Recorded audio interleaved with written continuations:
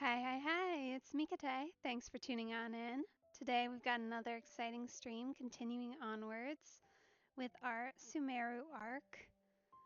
And I am hoping that we've got a slightly more positive storyline coming up here because we have been getting slammed around a little bit. And I'm sure part of that is, of course, that I've been playing everything in succession immediately. But here's hoping that we find something a little bit more positive. But I guess we'll see. So, without any further ado, let's get back to it and see what is in store for us.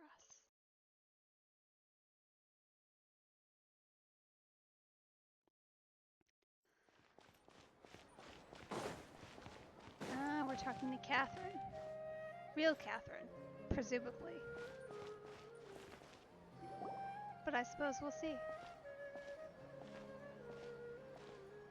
Ad Astra Abyssosque. We meet again, you two. Uh-huh. Maybe not real Catherine then. Hi, Catherine. Do you have any commissions for us today? Commissions, huh? Let me think. Oh, how about this? Please attend the Academia's Academic Symposium this afternoon and recite a love poem on stage. Definitely not Catherine. Wait, say what now? And if possible, please also use your camera to capture the reaction of the audience upon finishing the poem. Huh? What kind of commission is that? I see. It appears that you're not interested in this commission. In that case, please go to Port Ormos and convince the Eremites there to spend some time volunteering at the local orphanage. Oh, goodness. It's definitely Nahida. Hey, that's not any better. I'm sure the mercenaries will have some interesting reactions as well. Paimon's gotta ask. Just who exactly has been submitting these commissions to the Adventurers Guild? Oh, the commissioner? Well, actually, I just wanted to see the two of you in action. Was it so obvious? I was hoping you would actually take one of those commissions. That kind of chance to observe humans doesn't come by often. So it's Nahida. Paimon just knew Catherine wouldn't crack those kinds of jokes. When did you get into her head? From when she said, Ad Astra Abyssosque? Yeah, I figured. She did sound not herself. That's interesting. I wonder if they're gonna keep playing with that. Although presumably if Nahida ever becomes not where she is, she can just talk to us herself someday. Guess we'll see. So it's been you this whole time? Are you done resting up, Nahida? Yes. I've been sleeping ever since we parted ways, and I even had a really, really long dream. It was another dream about the Sumeru Festival, except it was a happy one. Well, that's good. I'm glad. In my dream, I was sitting in the middle of a flower terrace, and everyone in Sumeru City was holding hands as they danced in circles around me. They danced round and round, and everyone looked really happy. I also got to sit on a gigantic flower carriage. Ferris, the Knight of Flowers, raised me really, really high above the ground, and I was throwing an endless amount of Yalda candies at the children. You know, Nahida, maybe your dream is how the Sumeru's festival really should be. It's meant to be a joyous time where everyone gets together to celebrate your birthday. Huh? Wasn't I describing a really happy dream? Why are you both looking at me like that? Wait, could this be an example of the emotion known as pity? No, we aren't pitying you. That would only make everything worse. We just don't want you to feel too sad. Aww. By the way, Have you had a chance to visit Dunyarzad? How's she doing? The Homianis haven't allowed any visitors after the festival, so we haven't been able to check on her. Yes, I paid her a visit right after I woke up. She was resting at the time. Her condition is stabilized. However, since Elazar is a manifestation of the withering on the human body, we can only cure it by finding a way to take care of Irminsul's own withering. But for the moment, our top focus should still be figuring out what the sages are up to and what they're planning. If we have any look at all, those two things might be a little bit linked. Right. Who knows what'll happen if they manage to pull off another scheme like the Samsara of the Sub-Zero's festival? So our first priority should be investigating and putting a stop to the sages' activities. As for how we should pull that off, let's discuss it somewhere else. There are too many adventurers around here. Oh, good point. Sorry, adventurers. We're gonna be borrowing Catherine for a little while. I'm sure that goes over so well every time she just randomly vanishes. Guess if we ever can't find her at the stall, we know what happened.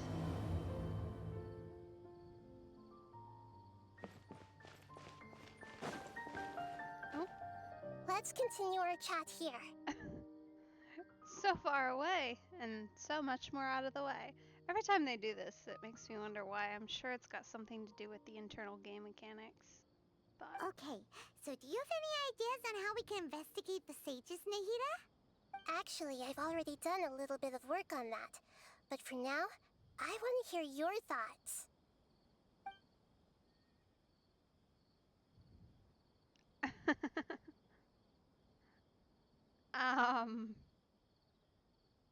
Oh, interesting. Maybe not possess a student, but we could be a student. That could be fun. We're in the dark as of now. Since we still don't know anything about their goals, any rash move could tip them off and lead to terrible consequences. After all, every person in Sumeru City is one of their hostages. I've already tried that, but all the key members of the Academia, even the core of 30 guards, intentionally avoid wearing their Akasha terminals. It seems that from the very beginning, they've been guarding against info leaks from the Akasha. Of course, it could also be because they're wary of me. Have you already caught the sage's attention? I'm guessing not yet, but distrusting me would make perfect sense if they've ever paid attention to the urban legends about me. Yeah, that's fair. In any case, I probably can't take over their minds directly. Okay. No way, that's too risky. You mean it'd be too easy to get caught? No, it's not that. We shouldn't involve innocent students in this. A single mistake could completely ruin their lives. Are we gonna get to infiltrate? I hope so. Doing that would be ignoring the safety of my people for my own selfish goals. How is that any different from what the sages are doing? That's a good point. Spoken like the god of Sumeru. Are we really out of ideas? Nahida, you're super smart, so you already have something in mind, right? Don't keep us in suspense. Spill the beans already. According to a popular theory from the Vahumana Darshan of the Academia, rejecting impractical motions at the beginning of a planning session will give more weight to the actual proposal. Okay, but aren't you the god of wisdom? You don't have to use that kind of gimmick to make us take your ideas seriously. Well, she clearly doesn't have a lot of real-world people experience, so makes sense. I don't know. It's kind of a fun quirk, honestly, that they've given her. Well, I've been thinking that if I can't directly possess the leaders, and if I can't get ordinary people involved, then I should find someone who's already involved, but hasn't decided to side with the sages. You're saying we should recruit a spy? That does sound like it could work. Oh, before coming back, we met someone named Alhaitham. He seems like he acts alone, and he likes doing stuff behind the Academia's back. They probably aren't in cahoots. In cahoots. That's such. The fact that they actually made Paimon say that is great. Actually, I already have someone in mind. Do you still remember that female scholar named Sataria? Vaguely. Sataria. Paimon remembers now. Isn't she the one who's always trailing behind the Grand Sage of the Academia? We ran into her basically every time the Sumeru Festival repeated itself. You could even say we're old enemies by now. Paimon still remembers the smug and mean way she always spoke to Nilu. Well, she wasn't real, so Nilu was imagining that one, but sure. I've always liked observing all kinds of people, and Sataria has always stood out from the crowd. She was born in the desert and was hailed as their greatest genius. Her academic gifts allowed her special admission into the academia, and also gave her the opportunity to serve as the sage's assistant. That's a pretty interesting background. Oh, Paimon didn't know she was from the desert. She must be pretty special then. Paimon feels like most of the desert dwellers around the city are working as mercenaries. Oh, they definitely are. For the most part. Not all of them. The name Sataria Clearly. means star. When she lived in the desert, she shone like the brightest star in the night sky. Later on, she was chosen by the sun. The star was given a place in the daytime sky to complement the sun's dazzling light. You really do like metaphors, don't you? Soon after, the star witnessed the sun scorching the earth, which brought forth many disasters. The star began to waver. Instead of staying beside such a sun, wouldn't it be better to return and light up part of the night sky? But in the end, she couldn't give up the radiance of daytime. To cope with her shame, the star buried her guilt and closed her eyes. From the sound of it, Sataria's just hung up on the research opportunities here. But she doesn't really support the academia. She still feels guilty about not doing more for the desert, right? She's just running away from her problems. Well then, Indeed, maybe we can when they are convince her presented otherwise. with complex moral issues, many people will simply plug their ears and go with the flow until the problem can't be fixed anymore. She's suppressing a lot of guilt, but before she realized it, she had already become the sage's accomplice. She can't deny her part in their schemes anymore. Right. We must somehow make her face her problems again. That way, not only can we get useful intel from her, but she can also use it as an opportunity to redeem herself. From my past observations, Sataria will take a day off from the academia every 10 days to do some shopping in the city. Tomorrow afternoon just happens to be a shopping day for her. That'll be our chance. Perfect. To prepare, let's go check out some of her favorite spots, and have a quick chat with a few of the vendors there.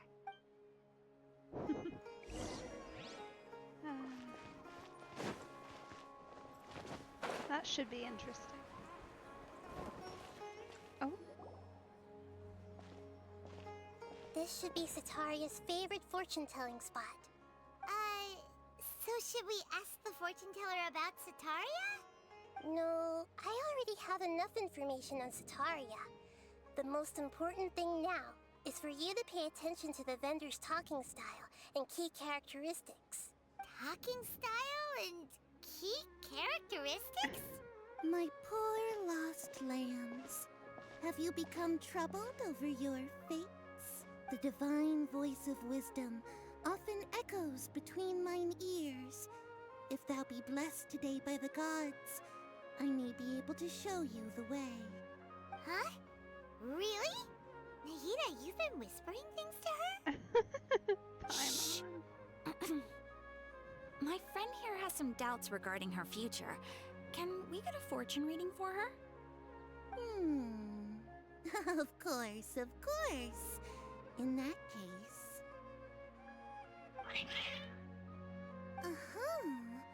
It would seem that Harut and Marut are quite wary of you. Perhaps, at some time in the past, you have somehow offended the gods.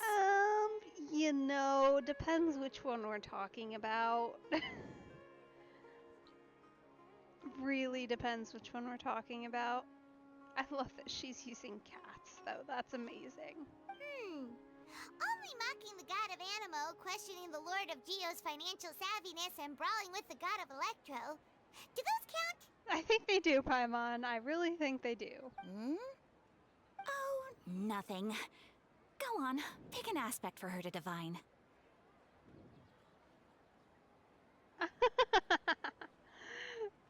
Love prospects? No problem at all. The gods have spoken. The truth shall be revealed. One who is fated to cross your path will appear on... Huh? So many people will fall for you. How could that be? That's hilarious.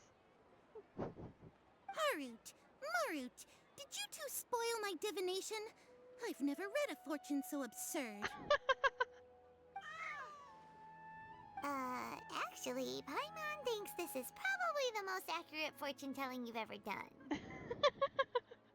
I admit that the orientation of today's celestial matrix is suboptimal. As such, there will be no charge. That's so funny. I can't believe they actually did that as an option. I mean, like, I know it's a common ask, but... Is that so? Well, that can't be. If you were to bring some food offerings for Harut and Marut on your next visit, perhaps they could help you reverse the wheels of fate.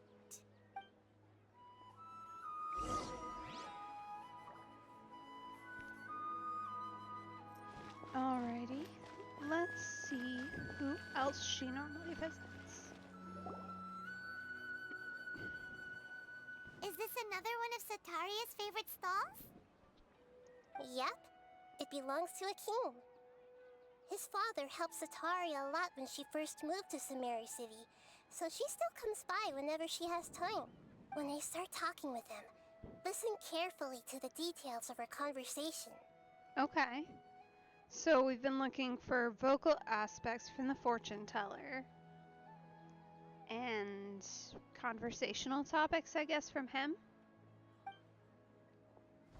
Ah, dear customers, would you like to look at some pottery? We caught wind of your great craftsmanship, so we specifically came to take a look. Oh, I recognize you. Aren't you Miss Catherine from the Adventurers Guild? Sounds like I'm in for some big business. Speaking of, where did you learn this trade? I suppose you could say it all started with my dad. He's a mason by trade, but I picked up an interest in clay while apprenticing for him. Huh. After that, I began making pottery by myself in secret. And I simply changed trades when my works turned out well. Although it's a pity that I'm no longer making much use of the knowledge provided to me by the Akasha. That's nice.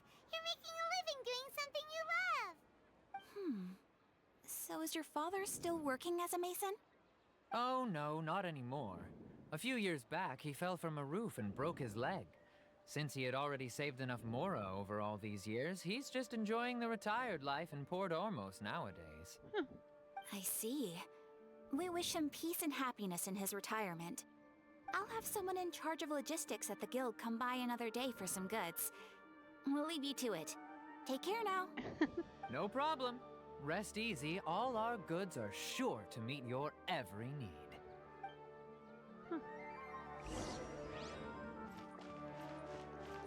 I am a big fan of the music they've got in the background too, here. It's kind of fun.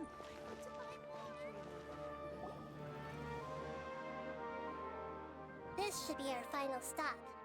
Sataria's always thinking of this restaurant when she's working at the academia, so she always comes by whenever she's out in the city. We've gotten very dramatic all of a sudden with the music, though. Feels a bit odd. Nahida, you've really thought of everything. It's my duty to protect Sumeru's citizens, after all. Hi there. I feel like I've seen you down by the docks before. Huh? Sorry, I don't quite remember. If I recall, You were having a discussion with someone about shipbuilding at the time. Ah, that's right. I've always been really interested in feats of marine engineering. After all, I grew up in Liyue Harbor and spent my entire childhood staring at the ships going in and out of the port. I came to Sumeru to study, but failed to make it into the academia due to my lack of talent. Oh, that's sad. And a bit unfortunate. But I'm still discussing all kinds of problems with different scholars. And I'm continuing to study and perform research from the restaurant's basement. I'm sure I'll get to the academia after their next round of exams. Good for you. What an admirable spirit for learning. Amazing. Sure, but you'll find hardworking people wherever you go. So this restaurant has a basement as well? Huh. First I've heard of it. That's right. It's not usually open to patrons. Most of the time, employees use it for breaks or to hold private events. Huh. Interesting. I see. Guess that makes sense. Well, good luck with your studies, Miss Chishan. Thank you so much. As long as I can make it into the academia as an official student, I'll be happy.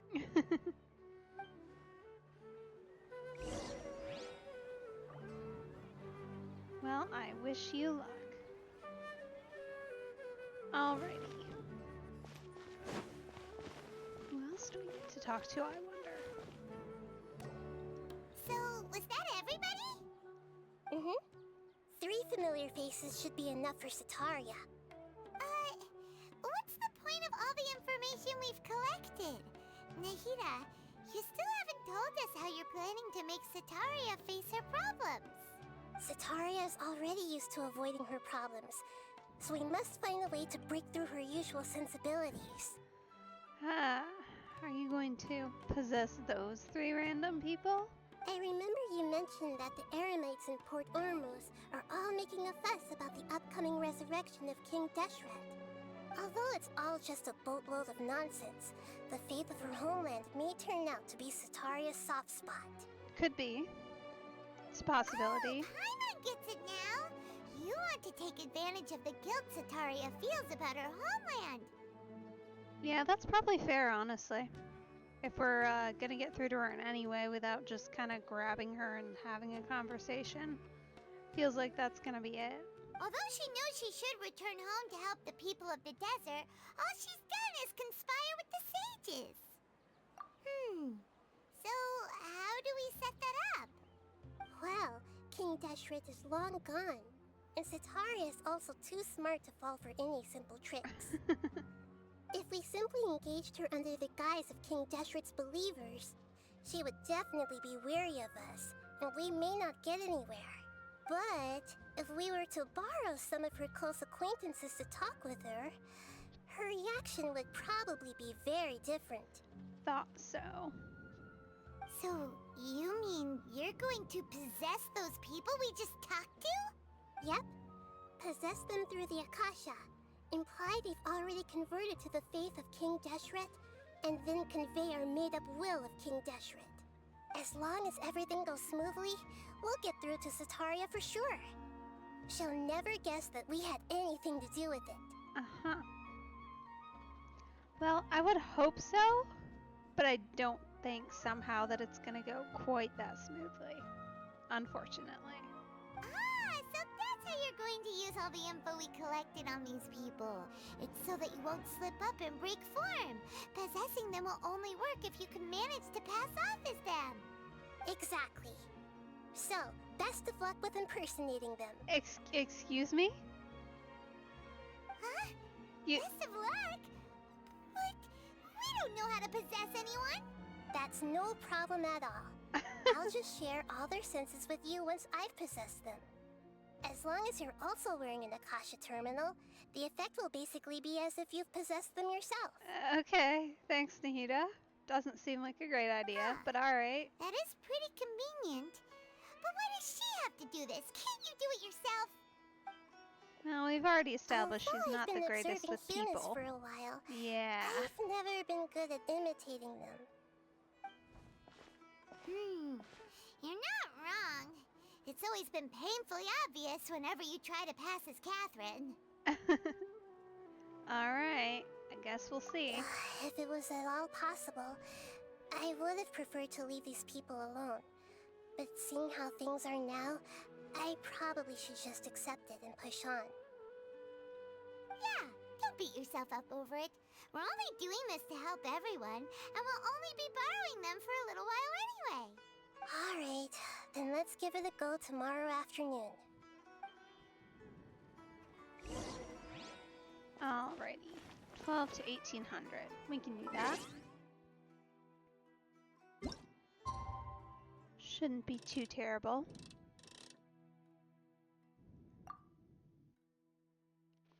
I am very glad they added in a waiting feature with all these quests that we've had, especially recently with requiring it to be a specific time. Otherwise, I think it would be very annoying. Ah,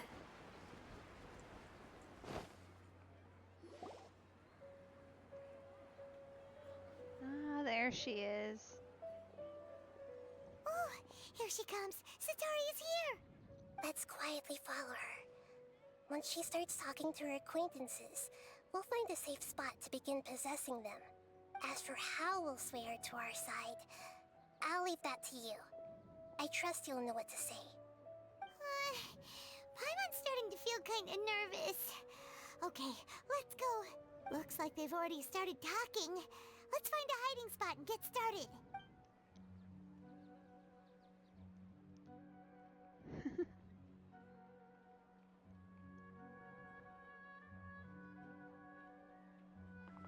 Something's definitely gonna go wrong here. Are we gonna get attacked by a cat? That's right. You really can't force anything when it comes to love. And besides, everyone around me has a very different background and outlook. Are you still listening to me, Nabia? Oh, of course I'm listening. You were talking about troubles with your love life, right? I heard everything you said. Okay then. You just seemed a little distracted for a moment there. Strange. Your cats seem pretty worked up. Is something wrong? I always thought they were quiet, happy kitties. Oh, what are their names again? Ah, that's right. They are just little darlings, aren't they? Harut and Marut. Ahem. So, which fortune do you want me to read for you today? You must have come for another echo of the divine voice of wisdom. I'd like to get another reading on my love prospects, but to be perfectly honest with you, I feel like I've been a real mess recently. Aw. A mess? Well, could you do a reading on how long it'll take me to finish my current project at work? I really just want to get it over with. I hear you. No problem at all. The gods will reveal the truth.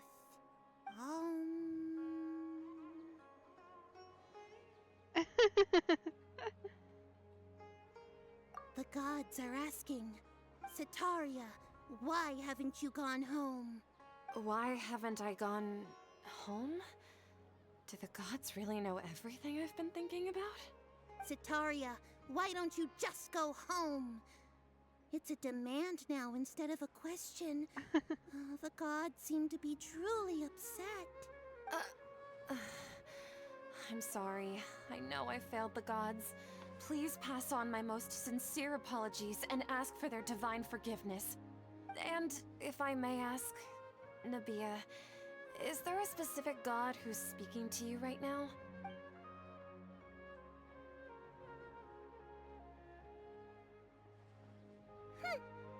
What an inconsiderate and naive question. The god who is speaking to me is, of course, the wisest and mightiest of all, King Deshret. King Deshret? No wonder he would make such a demand of me. Wait a second. King Deshret passed away a long time ago. Even though news of King Deshret's resurrection has been spreading like wildfire, it's all just a misinformation campaign from the Academia. How can King Deshret still exist in real life? What insolence! I am King Deshret's most loyal believer. Do you wish to refute his voice of wisdom? Oh, no. As a child of the desert, I am only reveling in his power upon learning that his divine glory has touched even this city. Uh-huh. She's definitely suspicious now. I will think very carefully about his demand of me. I'm sorry. I must go now. Wait!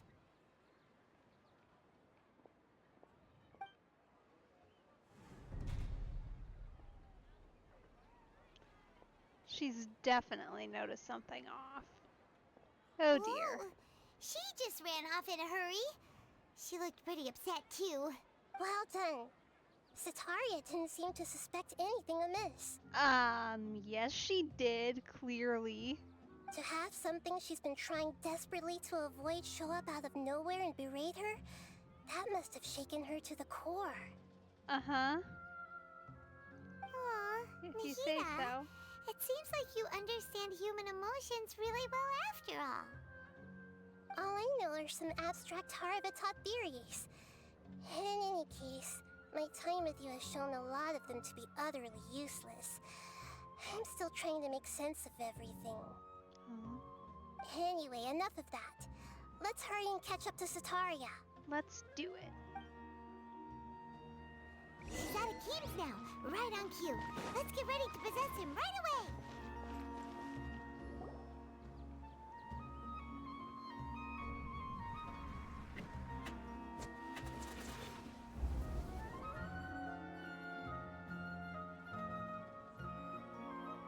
It's okay. I just got caught up in something. Oh, actually, didn't you ask me to help you look for work?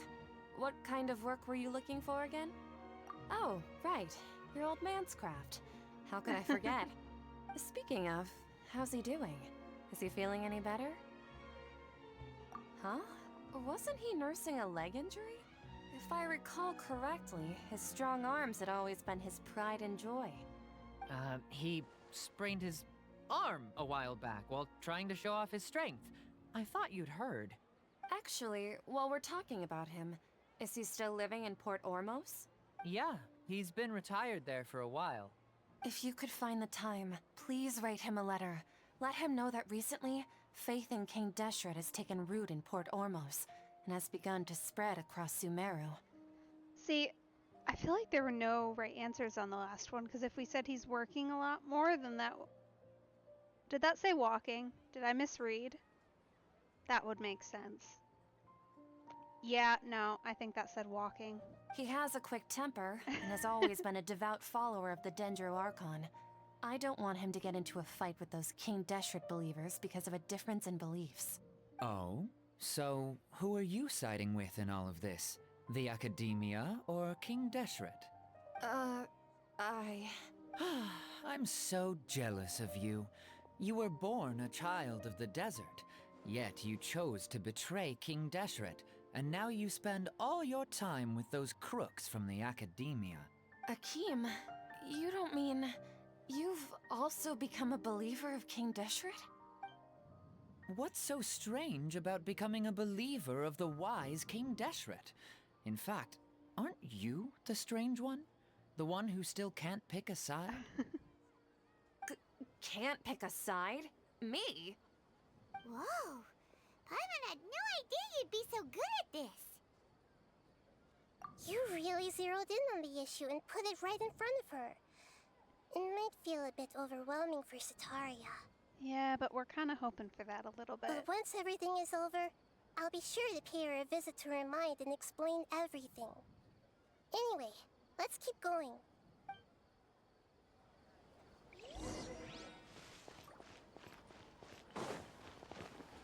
Come on! Sataria...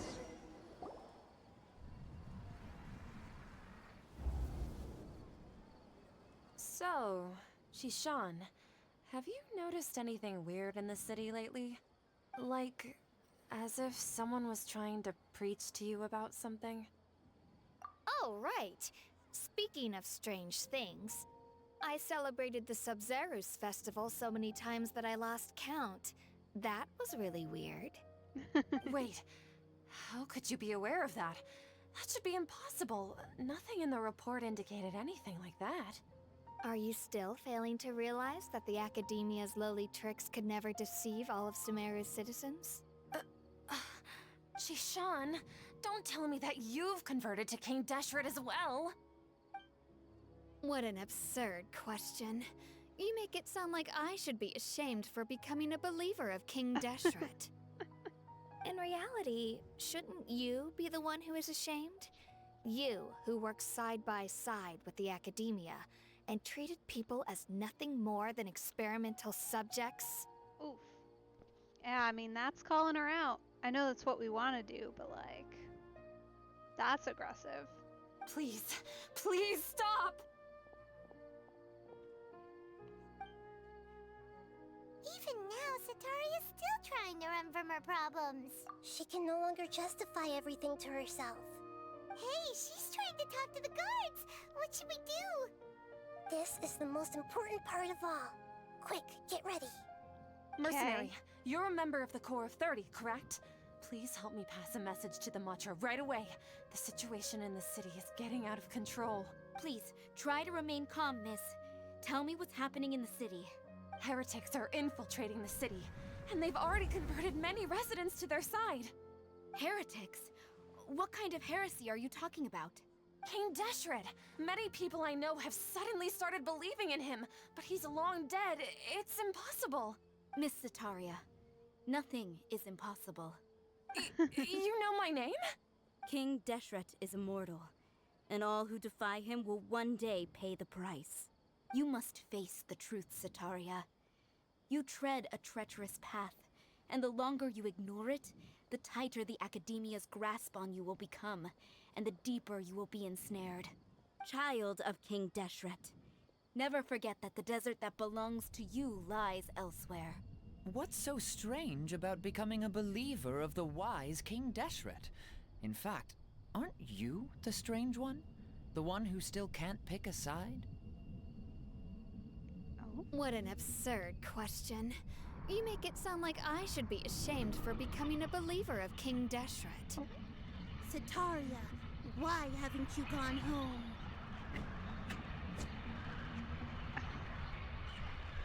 Oh dear.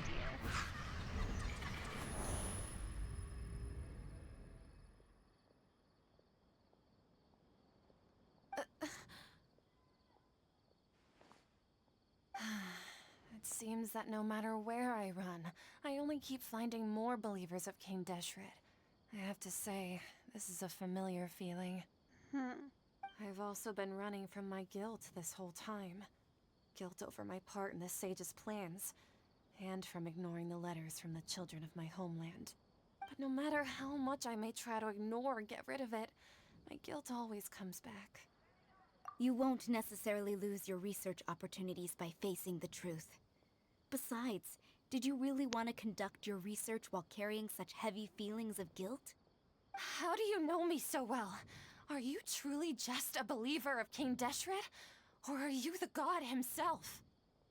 That's not important. The important thing is to pass judgment on the Academia and its sages, and to correct their mistakes. If you could provide some assistance in this matter, perhaps it could serve as a form of atonement. I've actually never believed in the gods, but I've always believed in serendipity.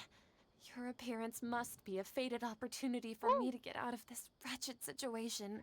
Hey, maybe we actually did succeed here. Please tell me, what can I do for you?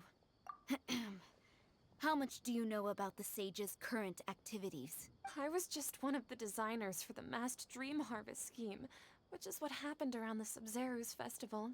But I know very little about the full scope of the overall project. I'd assume that only staff with the highest clearance would have access to those confidential documents. Uh-huh. Well, who would we need for that? I've just been working to meet the Grand Sage's specified requirements. However, there's something that's been really bothering me. I heard that a scholar who was previously expelled has returned to the city, and even the sages are still quite wary of him. Uh-huh. Well, who is that? We might need to meet him. To fight against the Assuming we Academia, haven't already. we will need to figure out the nature and the purpose of their work. Is there a way for us to get access to the confidential documents you mentioned? It should be possible if we're willing to take some risks. After all, I'm an assistant to the Grand Sage, and I've been working on many tasks outside of the project. One thing, though, I won't be able to transfer the documents to you through the Akasha once I get my hands on them. The sages have always closely monitored all activities within the Akasha. Gotcha. Alright, well, I'm sure we can find another way here. Let me see. Let's use the most primitive method. Send someone to pick up the documents tomorrow evening at the Academia entrance. The Academia entrance. Wouldn't that be too conspicuous? Don't worry about that. I assure you, this won't be a trap. I'm only suggesting this location because it'll draw more scrutiny for me to leave the Academia again. It'll be safest for me to distract the guards long enough to hand you the documents. Gotcha. I guess that makes sense. All right, I trust you. So, if I were to successfully complete this task, would it mean I've atoned for my wrongdoings? That'll depend on the judgment of the Dendro Archon. The Dendro Archon. That's right. Her people are the ones we have endangered. As the god of wisdom, she's also the one responsible for judging and guiding the scholars. Maybe it's time for me to find a god to believe in. Just as Nahida predicted, we've managed to bring Sataria to our side. The Traveler's execution was ingenious. She's the one who deserves all the praise. Aw, Nahida's so sweet. But Well, now couldn't that have we've done it made without plans you to meet either. again tomorrow evening, all we can do is pray for Sataria's mission to go off without a hitch. Pray? But if we're going to pray to the gods, aren't we just praying to you? God of wisdom and guardian of the scholars? No. The truth is the true guardian of scholars. I've always believed that. Anyway, let's meet again tomorrow evening at the Adventurers Guild.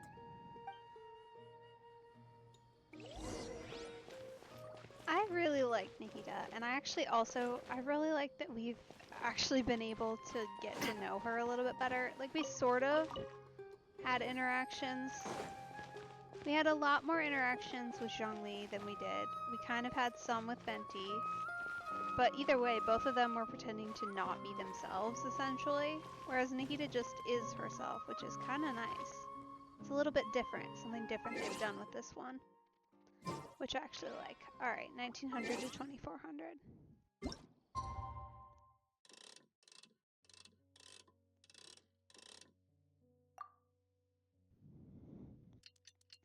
Because, yeah, it's just a little bit different to get to know them. And obviously there's more information available. I'm sure there's more quests around Mondstadt that make you get to know him a little better. I'm sure there's I really his wanna go story traveling. quest and such. I don't mind but where we go, as long as I have my friends with me. have I not gone far? Oh, following night?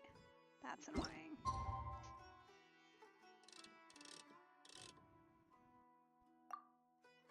Fine. But I haven't done those yet, so this feels actually quite nice to get to know her a little bit better.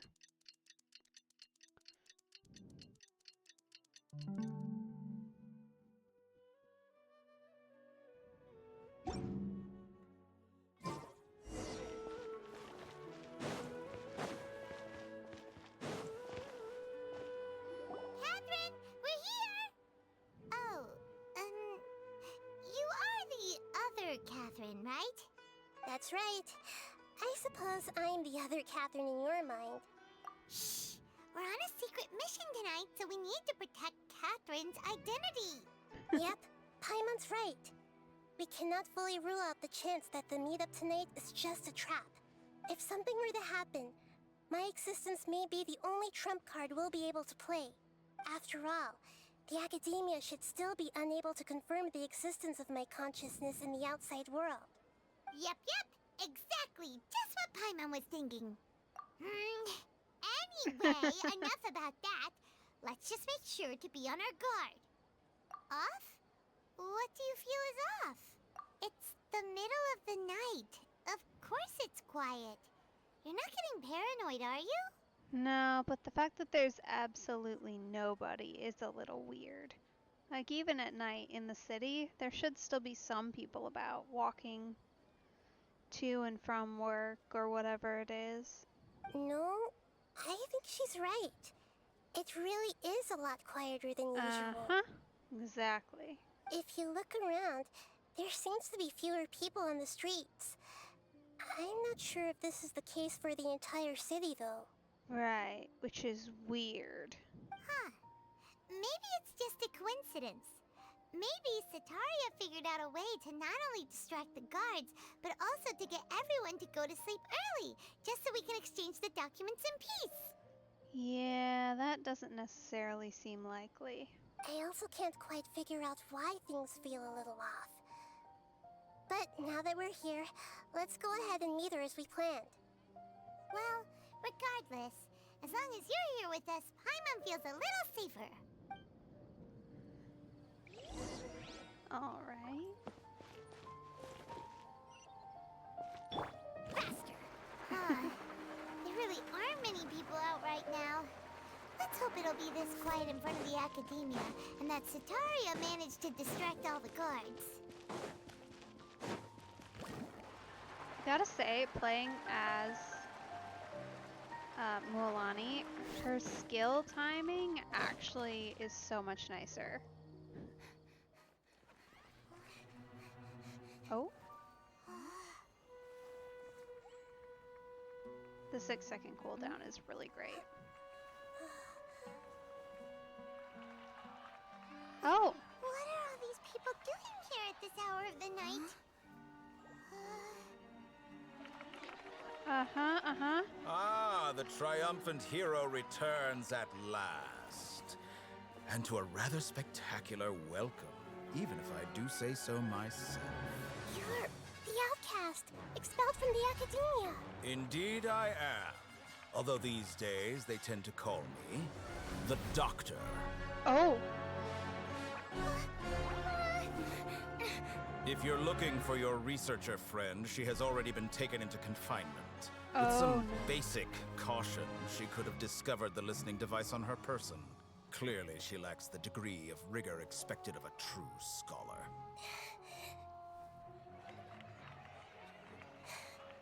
The people of Sumeru City. What have you done to them?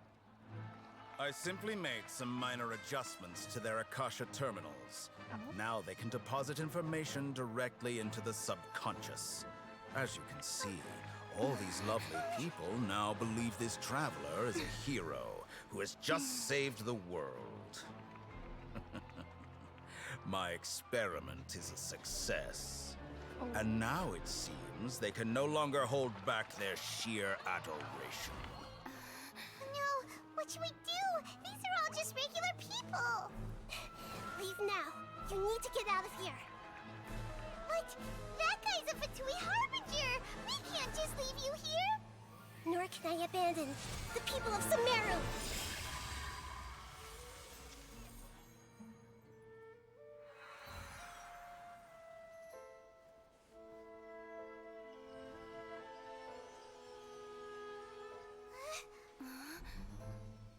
Don't worry. We'll meet again outside of the city.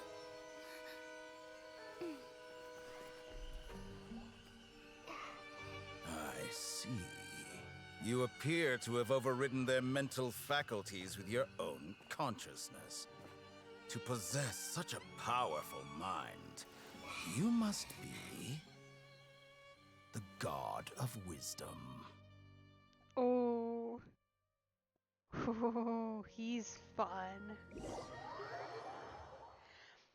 You know, I have had thoughts on our various villains, but never have I wanted to fight someone more. This should be far enough. Paimon needs to catch her breath first. They knew what they were doing with that one. Because, like, here's the thing, right? As far as, like, people we've had to fight, we've had a lot of them. There was our dragon, who, well, wasn't really a villain. We were kind of more fighting the thing inside possessing him. There was Child, which was a fun fight, but also, you know, I don't know. I have thoughts on him because, like, I didn't really trust him at first, but he was mostly hiding himself. He didn't really have the pizzazz or the flair, you know, that you're kind of looking for. And then, Raiden Shogun, her whole deal was just genuinely upsetting to me. And she didn't really have flair either. I mean, she did. Don't get me wrong. She did. But we didn't really see it, and we didn't get that, like, build up as much, I feel like. Other than just, like, the first kind of half fight with us, where she absolutely smacked down. But we didn't really hear her talk. She didn't have a villain speech. This is our first, like, real, proper villain speech. And my goodness, they killed it. I'm so excited. That was so good. Is Nahida going to be okay? We only made it out because of her. Paimon wasn't counting on running into a new Harbinger here, let alone such a high-ranking one. That guy was number 2. So scary. He called himself the Doctor. Remember, Tainari told us about him. Sataria did say that someone who once got expelled from the academia came back recently. Uh-huh. And now they're running human experimentation, so, seems like that may be a clue as to why he got expelled. And that even the sages are wary of him. Yep. Sounds like she must have been talking about the Doctor. Yeah. Now that the Doctor's in the picture, we're no longer just dealing with the academia. They're in cahoots with the Fatui. But what are the Fatui after this time? Another Gnosis? I mean, potentially, yeah. I wouldn't go against that theory until we hear anything more. But, you know, he may also just be acting on his own. I guess we'll have to see. I'm excited to find out. Yeah, things would be a lot easier with Nahida's help. Nahida said we'll meet again outside of the city. But we can't just keep waiting around, right?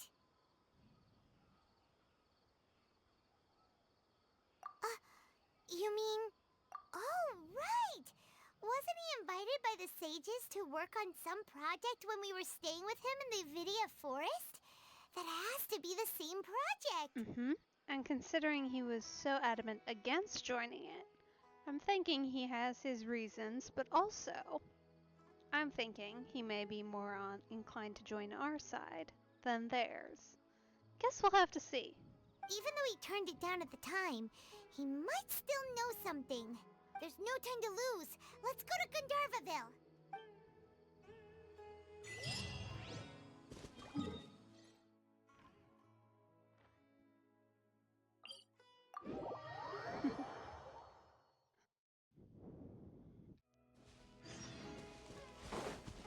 Oh. Butterflies. That one's long gone.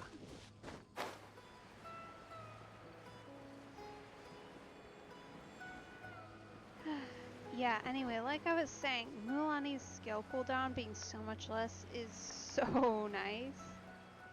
I'm a big fan of that. Honestly, Let's ride! I don't know. She doesn't really, strictly speaking, fit into where if I were gonna run Noelle, Furina, Hold it right Navia, there. I'd want her like that. Because she's another main DPS character. And she doesn't really, like, her only benefit is that she boosts Navia's attack in this team. She's not doing anything else. And nobody in this team is helping her with her Night Soul thing. Her Night Soul talent that boosts her own attack. So, I don't know. It's definitely not a permanent team comp, but I do like playing as her. So maybe if I can get Kazuha, we'll just kind of split the team up a little bit and go back and forth a little bit. A We'll see. blonde-haired traveler and a floating fairy. We've got you all right. Take a look around. You've fallen right into our trap. Are you mercenaries from the Corps of 30? Did you come here to arrest us? Core of 30? We're nothing like those government lapdogs who don't even get scraps for their work. We are an elite brigade that commands the highest commission rate in all of Sumeru. Oh dear. We're here on the orders of a client known only as the Outcast. Uh-huh. Interesting. The outcast? An outcast from the academia? It Well, definitely why does. wouldn't the doctor just send the Fatui after us? Yeah, but I'm guessing he is also attempting to avoid the diplomatic incident. Better to use the locals. Still wasting time on idle chit-chat. We'll shut you up soon enough. Get them! Ooh, a fight. Excellent. Love a good fight. You're up, traveler! Following orders. Watch out! Fast! Come on. Stop getting stuck, Navia. Like I said, she really does need Kazuha to get the most out of her, because that crowd control aspect makes everything so much easier. Fire! Well, carving waves! Especially in situations like this, where you're kind of in the middle of some trees. Her shark does not do so well. Oh, and now I'm stuck. That's good. They're stuck too, though, so I guess it's fine. It isn't over yet! Here comes reinforcements!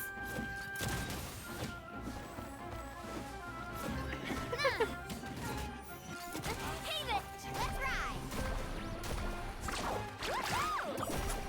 It is nice that as long as you just kind of let her ride here, she will, like, she can circle around somebody and still get her hits in as long as she's touching them and moving. Is that what elite mercenaries are like? So you can kind of, rather than going like back and forth through them, if you get a big enough enemy, you can like circle them and it'll still count as her hits. Yeah, looks like we'll have to keep our guards up. But this doctor guy seems like a pretty tough opponent. He knew exactly where to set up an ambush. Did he predict that we would try to find Kainari? Going up against smart people is tough. Anyway, let's keep going.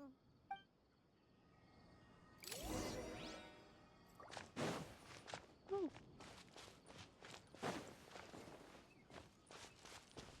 There's a dendro thing here somewhere. Where are you at? Down there? Maybe? Doesn't look like it. What about up? Up in the tree? Or something?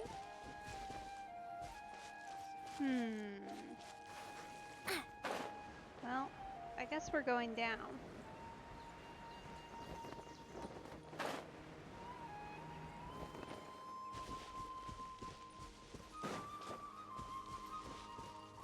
No, definitely not. Huh. Alright. Weird. I'm just gonna mark that. Come back and figure it out eventually.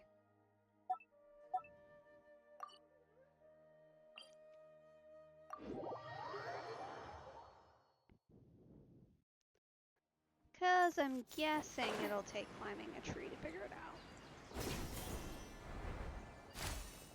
I'm also such a big fan of the extra exploration additions they're adding in. They're so helpful. Like, they don't go everywhere, I know, but they're nice for where they do go. Oh, it's the Traveler and Paimon. What are you two doing back here? Kale! It's nice to see you again. Are you doing alright? To be honest, I'm not doing too well. My Elazar has been progressing at a faster rate lately. I'm finding it harder to complete more intricate tasks. Aww. As a result, Master Tainari is taking me off the patrol schedule.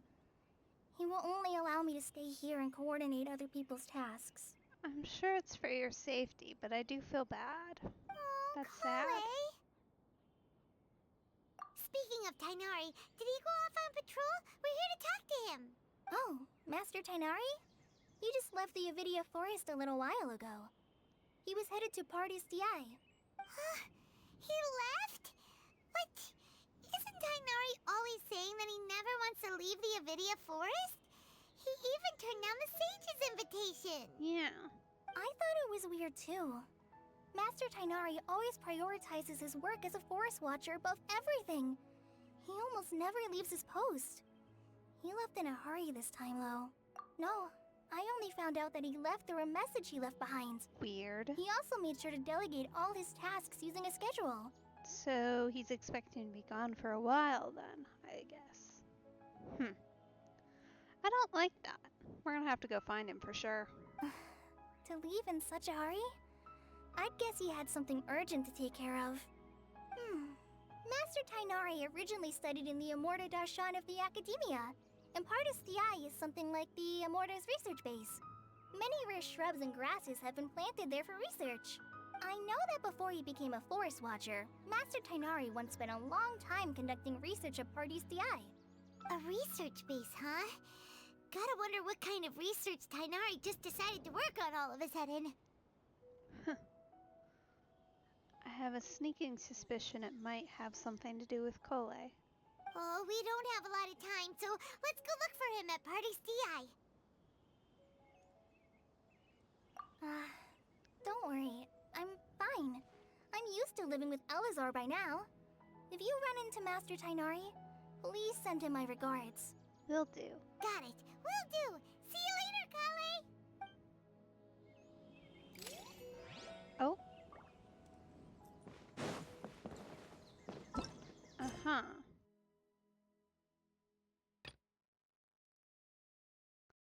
Okay.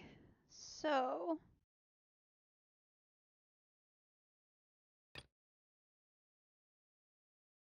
looks like... okay. We've got to make sure we clear up Catherine first. Alright, well we can do that. That's not terrible. Hello, Catherine.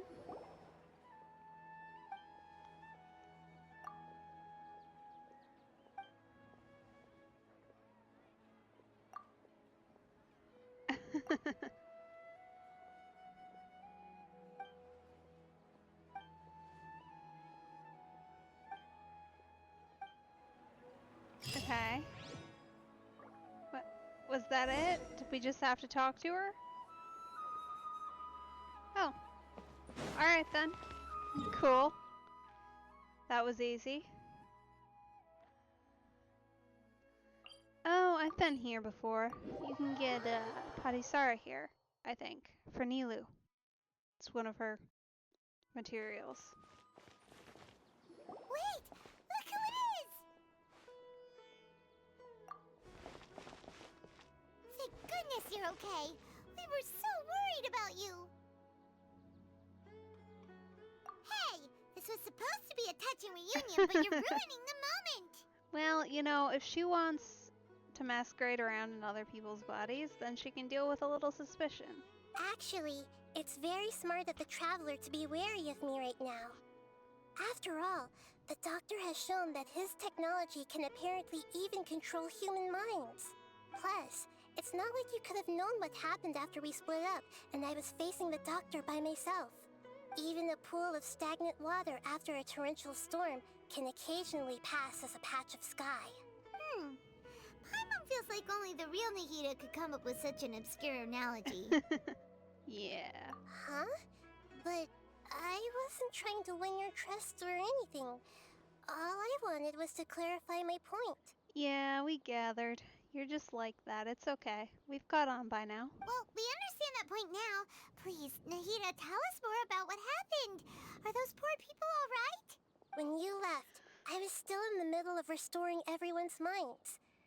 Thankfully, when the doctor mentioned depositing information into the subconscious, he didn't mean engraving information into their minds. Instead, he did something closer to creating hallucinations. That was still within my power to fix. Well, that's good at least. Luckily, I managed to finish my restorations and mind jump away from him just as he was about to capture me. Whew. What a relief. The doctor sure pulled out some hidden cards, but good thing we had Nahida with us. I wouldn't be relieved just yet. I gave away my true identity when I restored everyone's minds, which means we've lost another one of our trump cards. Yeah, they definitely know you're out and free now, which is a bit unfortunate. Well, not out and free, but you know, able to possess random people, which is a bit unfortunate, considering that we were hoping to keep that one under wraps, but I suppose it'll be alright. Also, the doctor is already an expert at modifying Akasha terminals. Maybe it's only a matter of time until he captures my consciousness inside the Akasha. Well, that's no good. We definitely need to get your real self out of wherever you're stuck. Would that mean you'd no longer be able to jump between minds?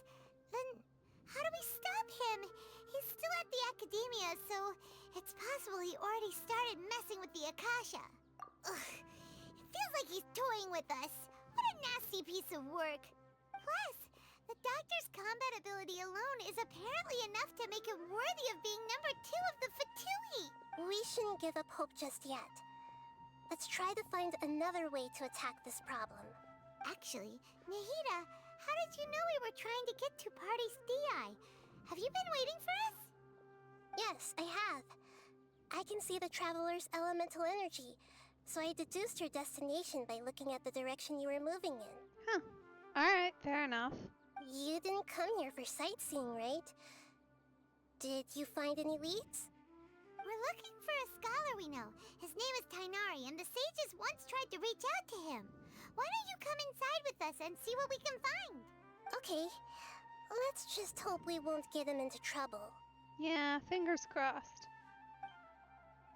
I have a sneaking suspicion he might be getting himself into trouble anyway, though, so I don't really know how much more we could do.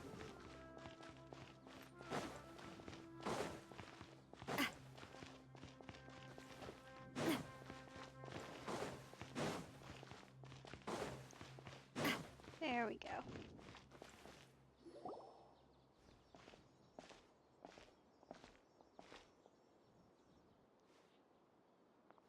Traveler? It is you! Hey, it's Hypatia again. Ah, it's Hypatia! Ah, what a pleasant surprise! It's so nice to see the two of you again. Who's this? She's a scholar we met in the Avidia Forest. When we last saw each other, she was still training in the... what's it called? Satyavada life? Oh, I see. That's right, we're old friends. You've come at just the right time. Ever since I've come here, hardly anyone has even talked to me. Hypatia, you're way too excited about this.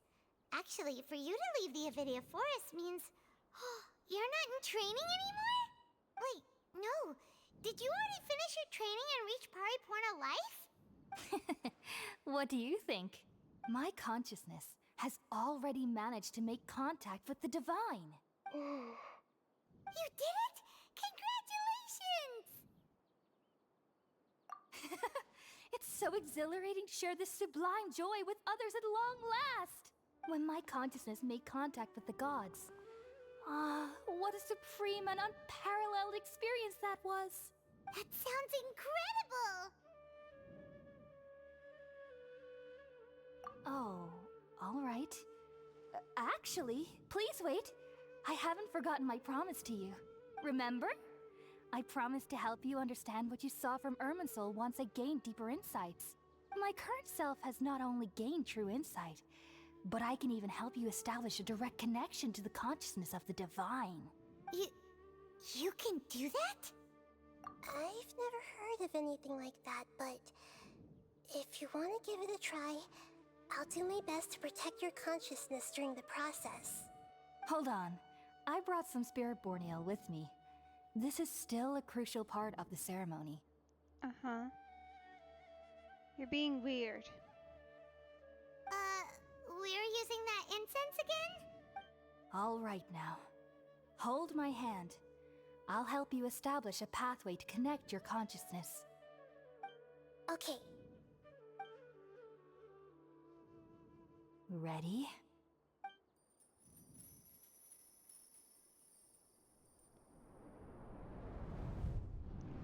This isn't gonna go well. It took 3 betrayals for me to finally understand. Oh, The Scaramouche. world is just an elaborate tapestry of lies. My fury will never be quelled. The first to betray me was a god. My creator. My mother. Valuing strength above all, she saw no worth in me and I was discarded. The second was a human. My family. My friend. Consumed by fear, he saw me as an abomination. The third was one exactly like me. A hope for the future. A fledgling barely out of the nest. Powerless before his mortality, he broke his promise to me. Humans, they can't be trusted. And the gods fill me with pure loathing. So I said good riddance. I denounced the world and laugh in its face. My chest will never again be defiled by worldly filth. I will scrub away every last trace of human emotion. Then it will be empty, a blank slate, and ready to receive a supreme gnosis, brimming with pure divinity.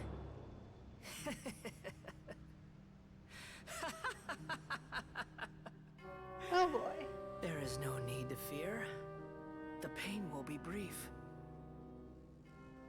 Your era is coming to an end. Oh dear.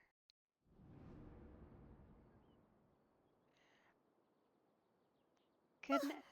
What was that? Oh. We are 2 for 2 on the villain speeches today. And dang, have they been good ones.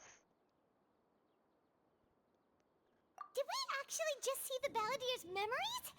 Everything matches what we know about him. But how is he connected to the divine consciousness that Hypatia was talking about? You saw it, right? You felt it, right? Such a majestic god! Such a noble will! Such sublime emotion! Ma'am? You might need to get your head checked, honey. Alas, shame. If only... If only that which beats within my chest wasn't a filthy mortal heart. Oh.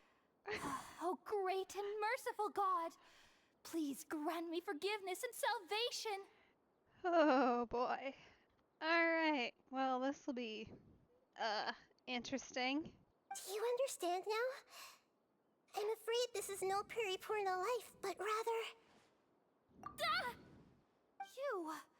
Why are you so mean to me? Why is everyone hiding from me? I found divine wisdom. Shouldn't I receive praise and honor? Haven't I uncovered that light in the darkness? Oh boy. Hypatia? That's how I always thought everything should be. Wait, have I already lost my mind?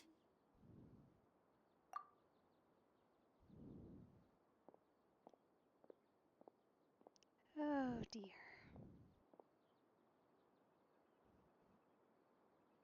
Wait, something isn't right. Oh.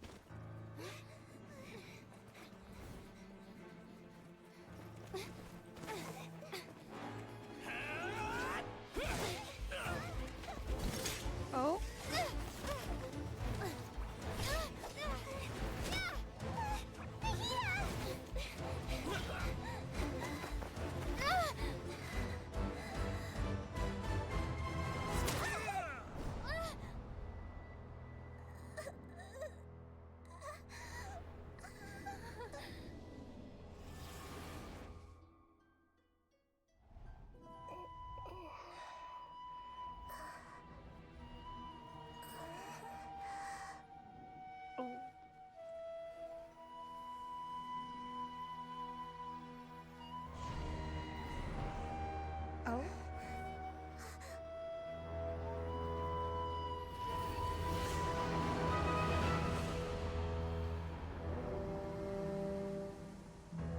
Whoa, that's intimidating.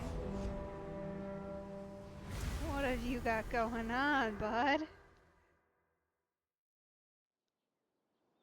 Goodness.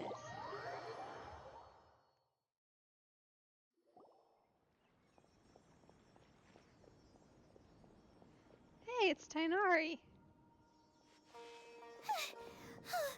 Okay, we finally lost him.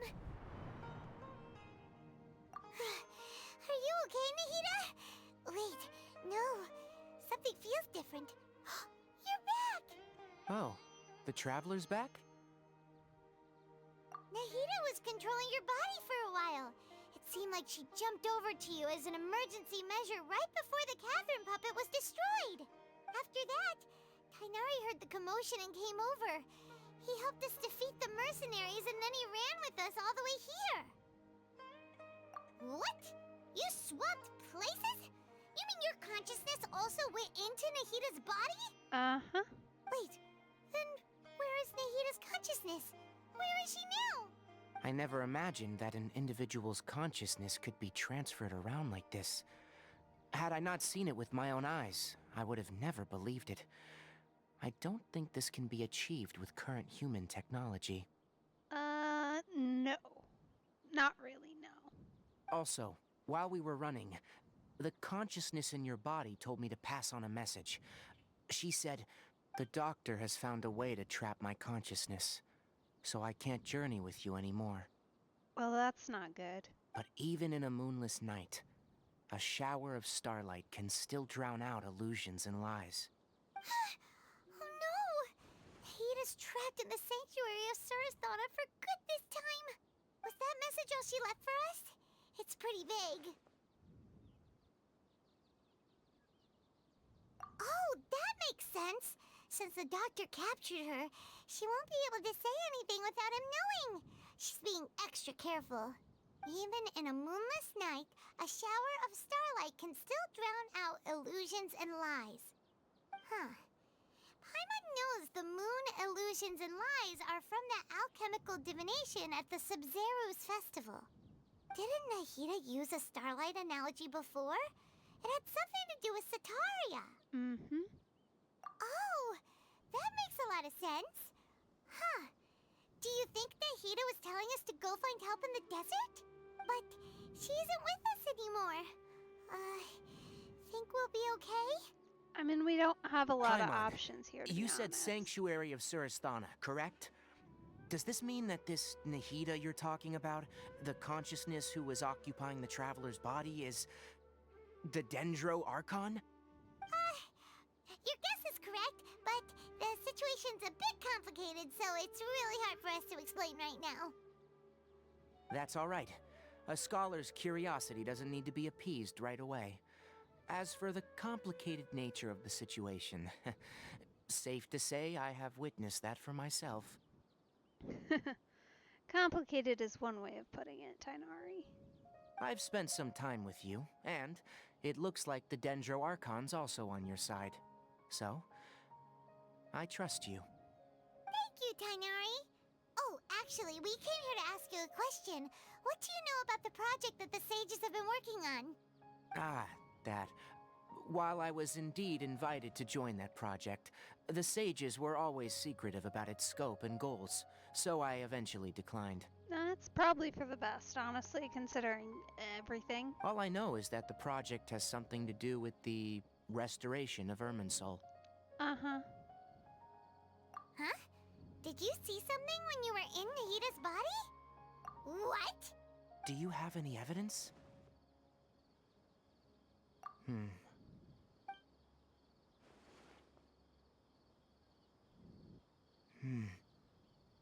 So that's what happened. That explains why Hypatia's symptoms were different from those of the other scholars who went mad. It's because she made contact with the consciousness of a new god who is still in the process of being born. Mm-hmm. Tainari, did you leave the Avidia Forest because of Hypatia? I did. I noticed Hypatia's mental anomalies, but since her symptoms were rather atypical, I secretly took her to Pardis DI and began searching for a way to return her to her normal self. That makes sense. If I didn't take action, Hypatia would have already been taken by the Matra to the desert, doomed to a life of exile at Aru village. Now that you mention it, I knew the Academia has never thought particularly highly of Lesser Lord Kusanali, but...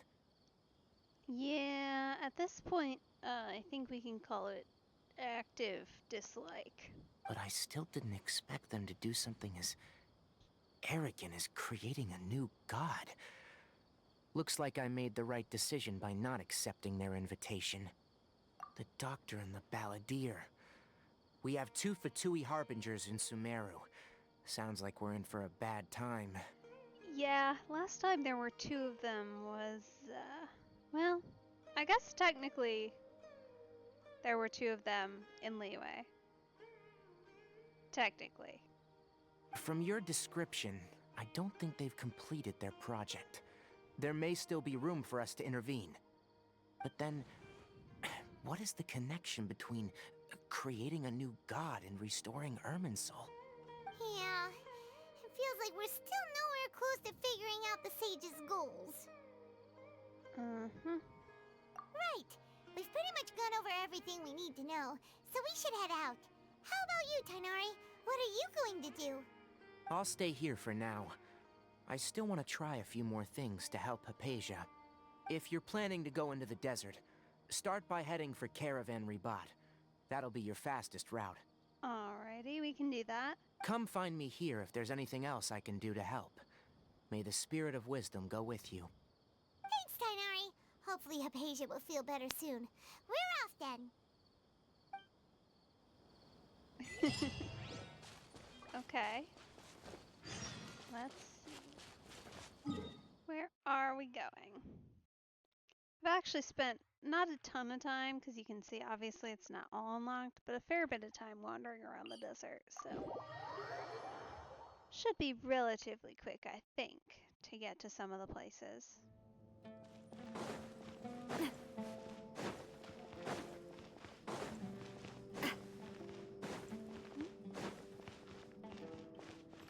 Okay. There we go.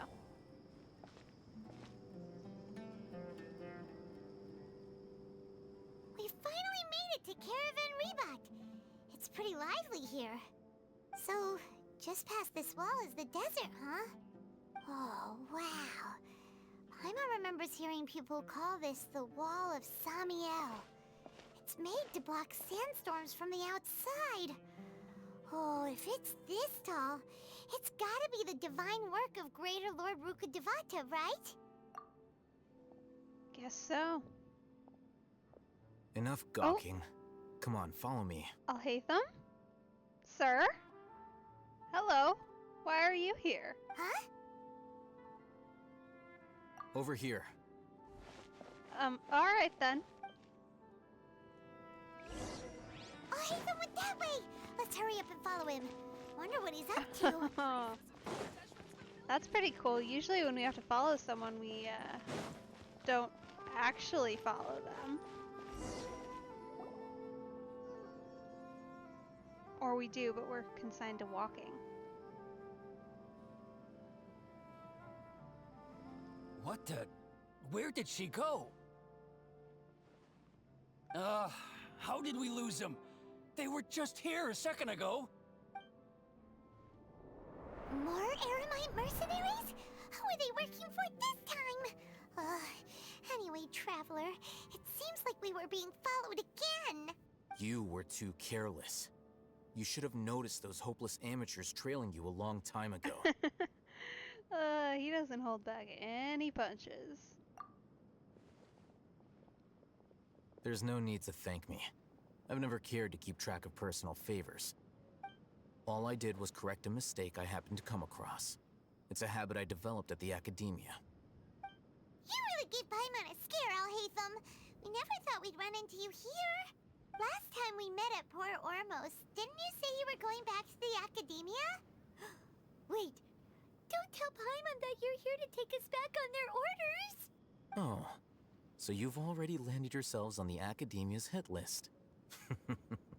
I can't say that I didn't expect it. However, Had I wished to turn you over to the Academia, don't you think you'd already be the Eremites' honored guests by now? Yeah, probably. Oh, right. You do have a point. I have no interest in running errands for that project. As a scholar, I've always belonged to the camp that promotes researcher autonomy.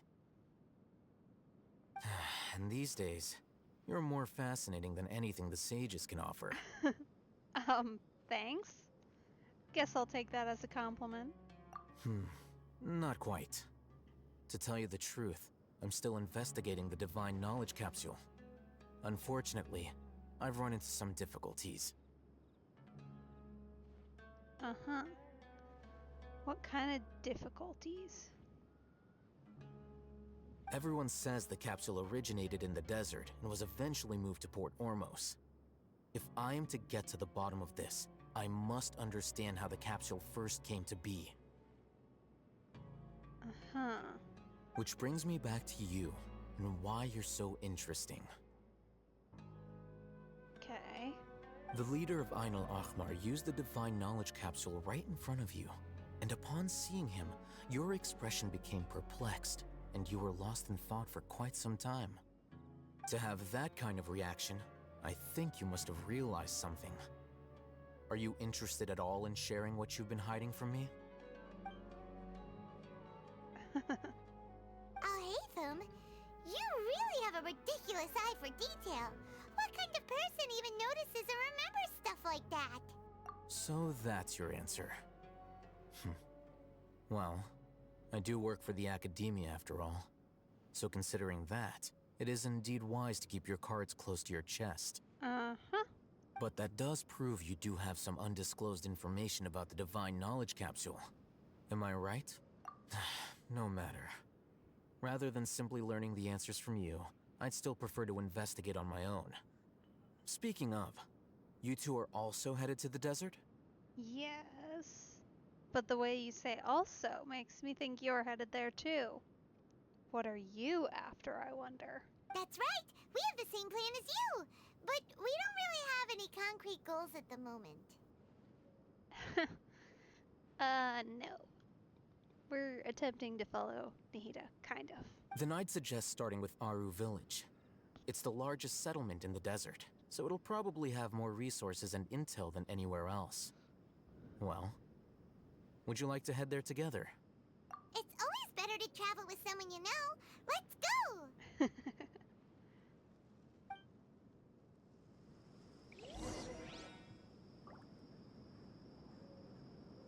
Alrighty. Let's go ahead and see where we're meant to be going.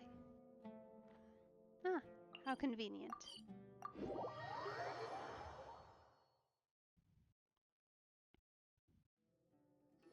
Before us lies Aru Village, the safe haven of the desert folk.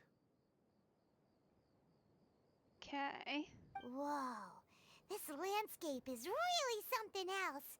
What a cool place! Let's go check it out! Uh-huh.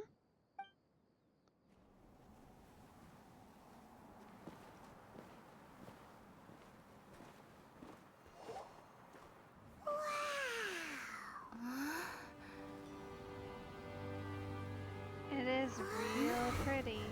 Oh. What is that? Oh. Sir? Sir? Oops. Aggression.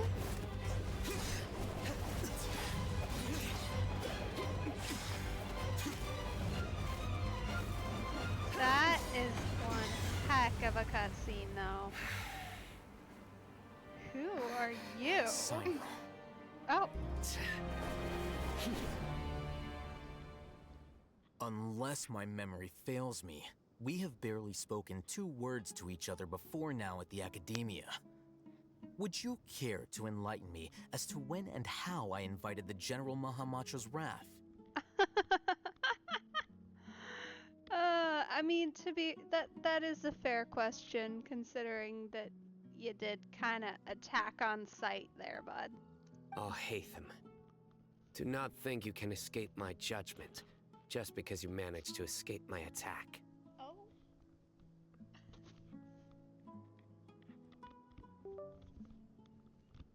He's so aggressive.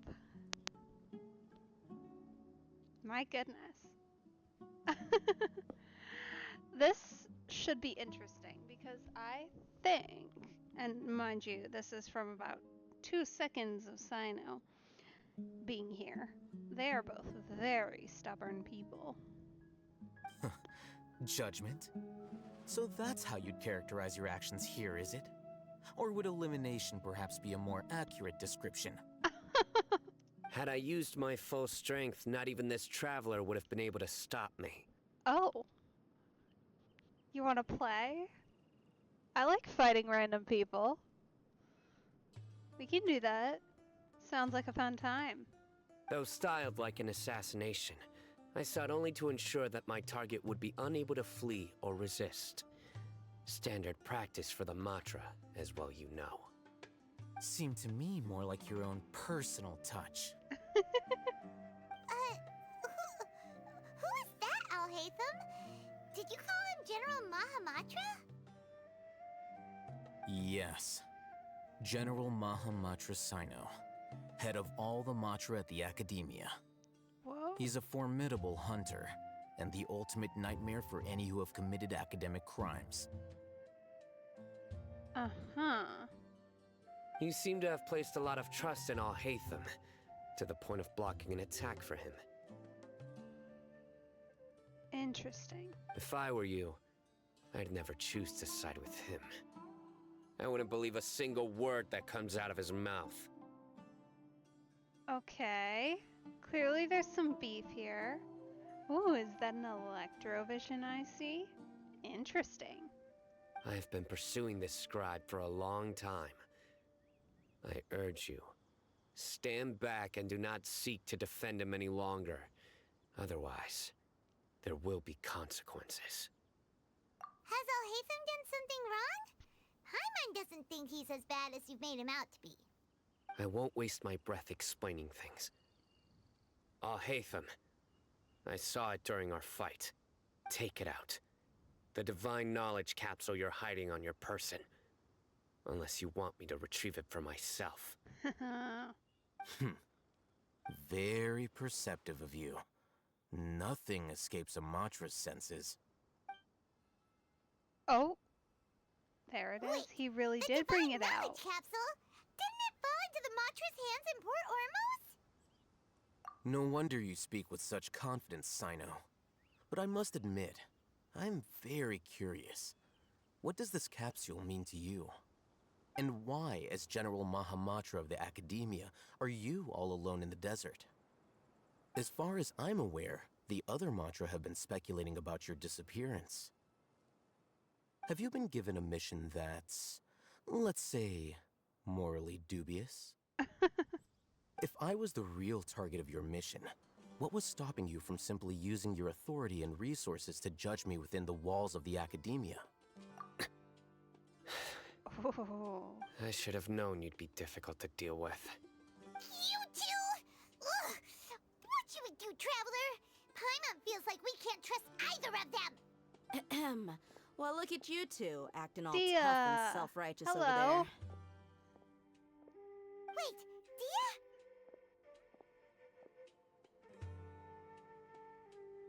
Great! Finally, someone that we can trust! You gotta help us out here, otherwise these two are gonna start fighting again! Yeah, sure looks that way. Two giants from the Academia duking it out once and for all. Not something you get to see every day, that's for sure. Listen, I know you academic types love to fill up your big brains with self-righteous morality and lord your empty rules and virtues over each other. But how dare you bring your petty disputes into the safe haven of Aru Village? It seems like someone's gonna have to beat some sense into your thick skulls until you finally learn to respect these grounds. Oh. Oh, now it's a three-way. I mean, you know, if I gotta be honest, I'm with Dia here, but, you know. Either way, I don't think it's great that there's now 3 of them about to go at it.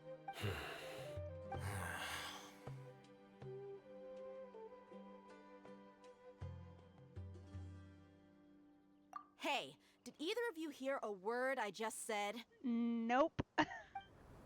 Oh? Whoa, what's going on? The wind's so strong. Is this a sandstorm? Paimon's gonna get blown away. Yeah. Kinda feels like it, huh? Well, that's no good, is it? Another sandstorm? What's up with these recently? Yeah, it's a little weird. Hey! All of you, over here, quickly! We have to take cover! Oh no. Are we gonna be trapped in a small space with all three of these people? And whoever the heck this is? Someone's calling for us. Oh, this wind is too strong. Let's get over there. That sounded like Candace. Come on, you two. Jeez, are all of you academia folks such hard work? Move it! All right, stop yelling. Oh yeah, this'll go great.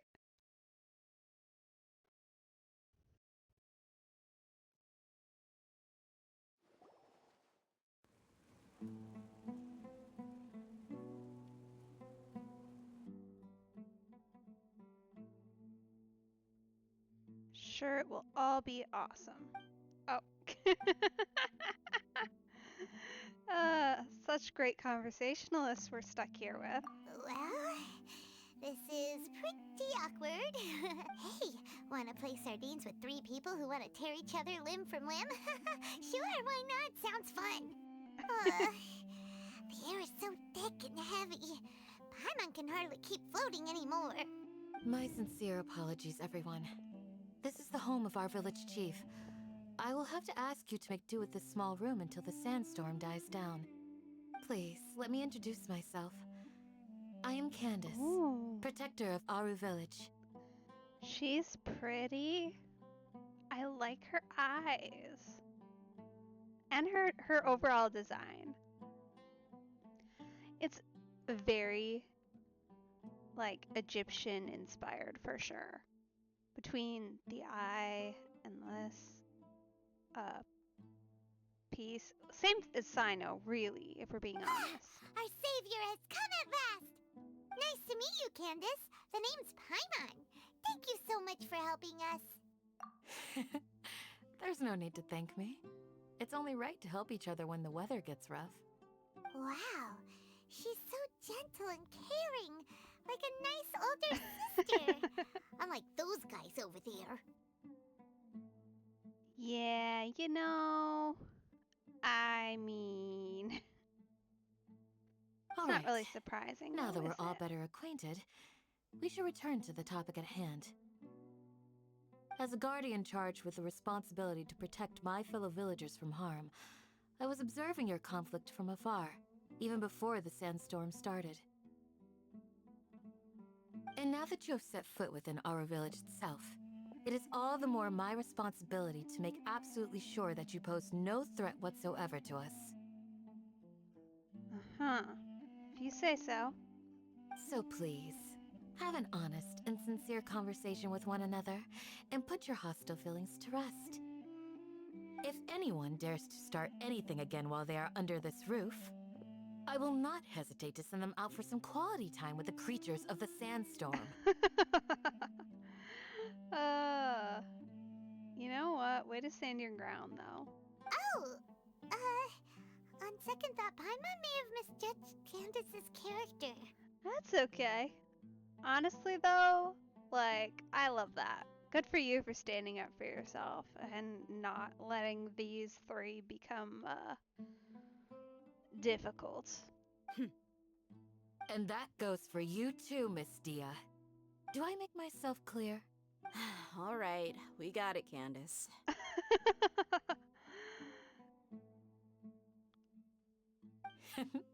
That's what I like to hear. So, which of you will begin? The mom friend vibes are strong with that one. My goodness. I was supposed to be a mediator, but I might have gotten a little too involved just now. Anyway, one of those two should probably start talking. Wait, that was you trying to be a mediator? I mean, like, she was trying. It didn't go well, but she clearly was attempting. I have nothing to hide, so there's no shame in explaining myself. While Al-Haytham wasn't wrong about the other Matra not knowing my whereabouts, it's not because I've been assigned a morally dubious mission. Rather, I've chosen to exile myself. Oh, well, alright then. Huh? Exile yourself? A little while ago, I discovered that there was data missing in the Academia's project planning and development files. What little they did report clearly did not match the project's actual progress. Uh-huh. As General Mahamatra, I had the responsibility and authority to request an audit. However, to my surprise, the person responsible for the erroneous data was none other than Grand Sage Azar himself. Uh-huh. Okay.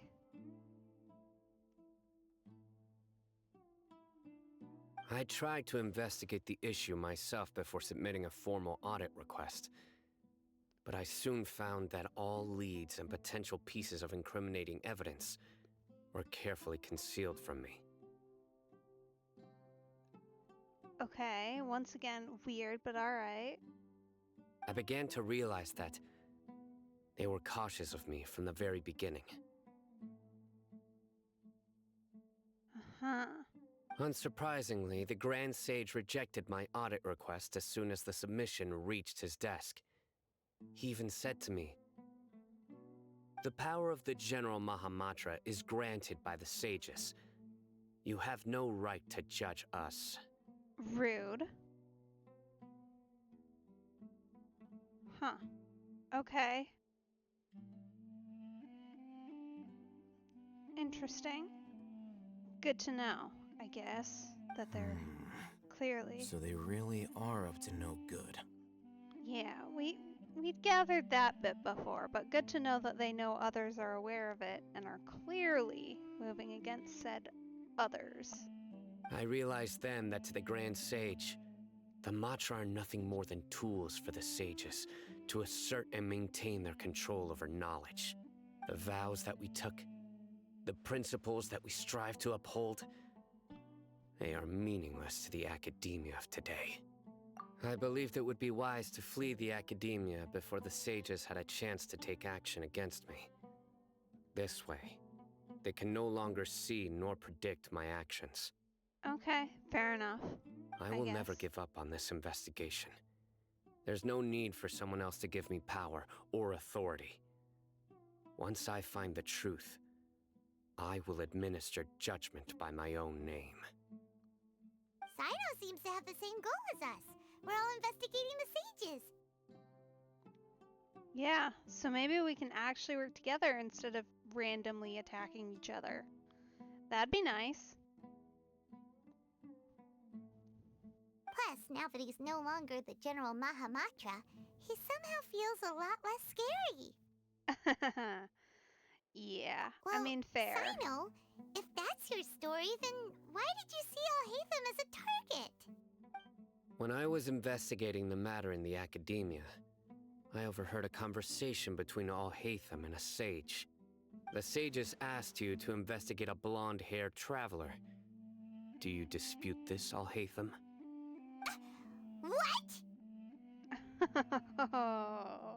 Like many parts of the project, this assignment was undocumented. Now throw in your suspicious behavior with the Divine Knowledge Capsule, and I think we deserve an explanation. Yes. I was indeed tasked with investigating the Traveler. Al-Haytham! After all, the promised reward was so great that hardly any scholar could have refused. The sage told me, once you've completed this assignment, I can give you a glimpse of divine knowledge. A most enticing offer. Unfortunately, those academics don't know me at all. Their words contained one key piece of information. Namely, that divine knowledge indeed exists. That gave me all I needed to know. From my perspective, the sages are far from trustworthy. Think about it. Isn't it a little strange they're so willing to share divine knowledge with anyone, even as a reward? Uh-huh. So, I began my own investigation following the lead of the divine knowledge capsule. In the end, I realized my wisdom in committing to this rather than collaborating with the sages. Had I been less guarded, I probably would have ended up like that Ain al-Ahmar mercenary, incapable of remaining sane for long enough to hold a conversation. Mm-hmm. You mean that the sages originally planned to dispose of you, using one of those capsules that drive people insane? I'd already given up on the assignment by then. I only told the Academia I was waiting in Port Ormos for you to appear so they wouldn't suspect anything. So it came as quite a surprise when I encountered my erstwhile target while investigating the divine knowledge capsule. Criminals do love to talk about coincidences. Even though I ran into the Traveler by chance, I had no intention of providing assistance to the Academia. Also, you should remember, you were the ones who decided to follow me and strike up a conversation after I left that tavern. That's true. Alhaitham helped us out at Caravan Rebat as well. Maybe he's telling the truth. Maybe. Maybe they both are. Maybe neither of them are. Kinda hard to know. I'm willing to apologize, if that's worth anything to you. I took the divine knowledge capsule behind your back because I judged its existence to be a significant risk. You're not wrong about that. I felt that it would be best for no one to interact with it before it had been properly studied. After all, curiosity often proves to be the most dangerous thing in this land. You should be well aware, Scribe Alhaitham, that curiosity can also lead you to danger and suspicion. Answer me this. Did the sages share any information about their project with you? Have I not made myself clear? You and I are both distrusted by the Academia. Do you really think they would tell me anything? Fine. Although you haven't completely proven your innocence, I won't regard you as an enemy, for now. He is deeply suspicious, which, like, fair enough. He's got a lot going on, but... As you wish. Mm-hmm. Good. I'm glad to see you two clearing up your misunderstandings. And now you, Dia. I believe it's your turn. Such mom friend energy, my goodness. It's like she's dealing with 3 little siblings who've gotten into a fight. Oh, sorry. Whatever the boys were talking about must have been so boring that I spaced out. Dia! My situation is pretty straightforward. My employer, Dunyarzad of the Homayani family, is friends with the Traveler and is currently recovering from her illness at home. I had nothing going on, so I decided to return to Aru village for a visit. I was actually looking forward to a pretty exciting time getting back together with everyone here. But then I saw these 2 random guys in the middle of a pointless argument. It ticked me off, and things went downhill from there. Is that all? Well, I will admit that definitely sounds like your style. In that case, welcome back, Dia. That's more like it. I missed you all so much, Candace. Oh? Whoa! What was that sound? No need to worry. Now that you're no longer at each other's throats, please make yourselves at home. I'll take a quick trip outside to clear out some of those creatures in the sandstorm. Creatures? In the sandstorm? Are you sure you don't want some backup? Fighting in a sandstorm is not for the faint-hearted. Anyone without extensive training in these conditions is at a disadvantage. You needn't worry. Yeah, just leave him to Candace. Don't worry, she's as tough as they come.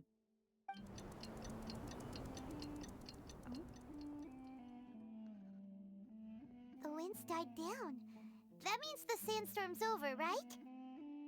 Candace still isn't back yet, though. Is she alright? Maybe we should go out and check on her. When you put it that way, even I'm starting to feel a little worried. All right, let's go. We've been here long enough, and the boys are as chatty as the floor. I love that she collectively just refers to them as the boys. It's true though. I'm guessing, considering the personality we've got going on here so far, they probably literally just stared at each other for an entire couple of hours.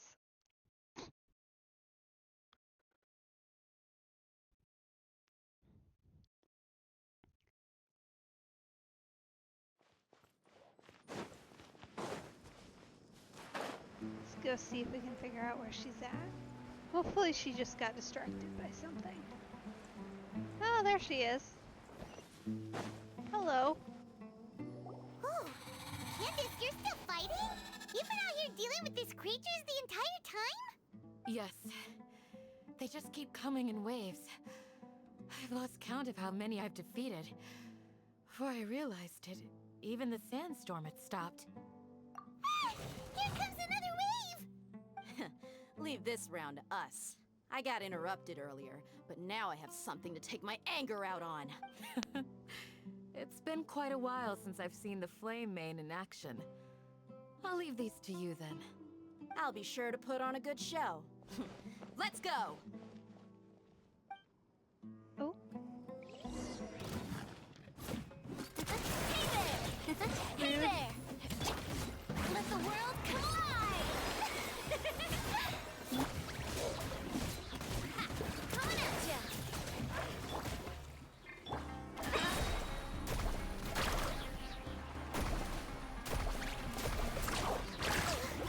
Here comes another wave!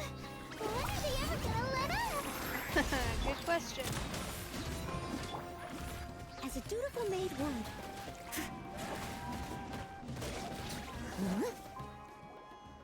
The creature stopped appearing. Was that the last of them? What we fought just now was probably the aftermath of the sandstorm. So we should be safe for the time being. Huh? Well fought, everyone. No injuries, I hope. Who are you? Huh? Who are you? Ah, my apologies. I haven't had a chance to greet you yet. I had my hands full taking care of the village's elderly and children. I am the chief of Aru Village. Everyone usually calls me Uncle Anpu. Sir, I am also originally from the desert, but I have not been back for some time now. May I ask if such sandstorms are common? I can't say they've always been common, but recently the storms have become increasingly severe and frequent. Besides sandstorms, we also occasionally get earthquakes. According to an investigator who stayed in the village a while ago, these unusual natural phenomena are related to the withering of Irminsul. Another effect of Irminsul's withering. So, Irminsul's withering causes withering zones in the forest, and sandstorms and earthquakes here in the desert? Everything in the natural world is inextricably connected to Irminsul. These regional symptoms can indeed be a reflection of Irminsul's present state. Everyone in Aru Village needs to take good care of themselves. Speaking of which, why haven't I seen a single village keeper since I got here? Village keeper? Who are they? Village guards like Candace? Does your curiosity know no bounds? Village Keeper is how Aru Village refers to mad scholars exiled here by the academia. Uh-huh. Okay. Most of them are scholars who lost their sanity after a period of training in the Avidia forest. The academia believes that their crazed mutterings may have a negative effect on the psyches of other scholars. So, they're forcibly exiled to the desert. Though if you ask me, it's all a boatload of nonsense. Yeah, that's what Tainari was talking about. Alas, that's exactly what we've been trying to investigate. One by one, the village keepers have been mysteriously disappearing without a trace. Uh-huh. So they're randomly disappearing anybody with any connection to the divine. Not sure whether that has something to do with Nahida's ability to possess people randomly, or the fact that they're trying to do something with the tree, but clearly something has gone very wrong. But no one in the village has ever seen them leave. If you're planning to stay around the village for the next few days, I'd appreciate it if you could keep an eye out for them. I've had encounters with those people in the past. I'll see what I can do to help. The Matra are the ones responsible for their exile. Now that you're no longer with them, are you trying to alleviate your guilt and atone for your past sins? I'm fascinated by how you think. Mock me if you will, but if you are guilty, I will eliminate you, regardless of my position or identity. Goodness. Oh, you're the former General Mahamatra.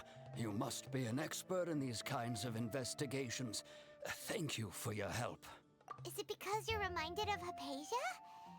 Oh, these poor scholars. First they lose their sanity, now this! We need to help get them back home, safe and sound. But, is it really a good idea to tag along with Sino? You seem like you really don't trust him. I'll be grateful for the assistance. No doubt you will do a better job than some of my former subordinates. Let's start by finding a spot to share what we know so far.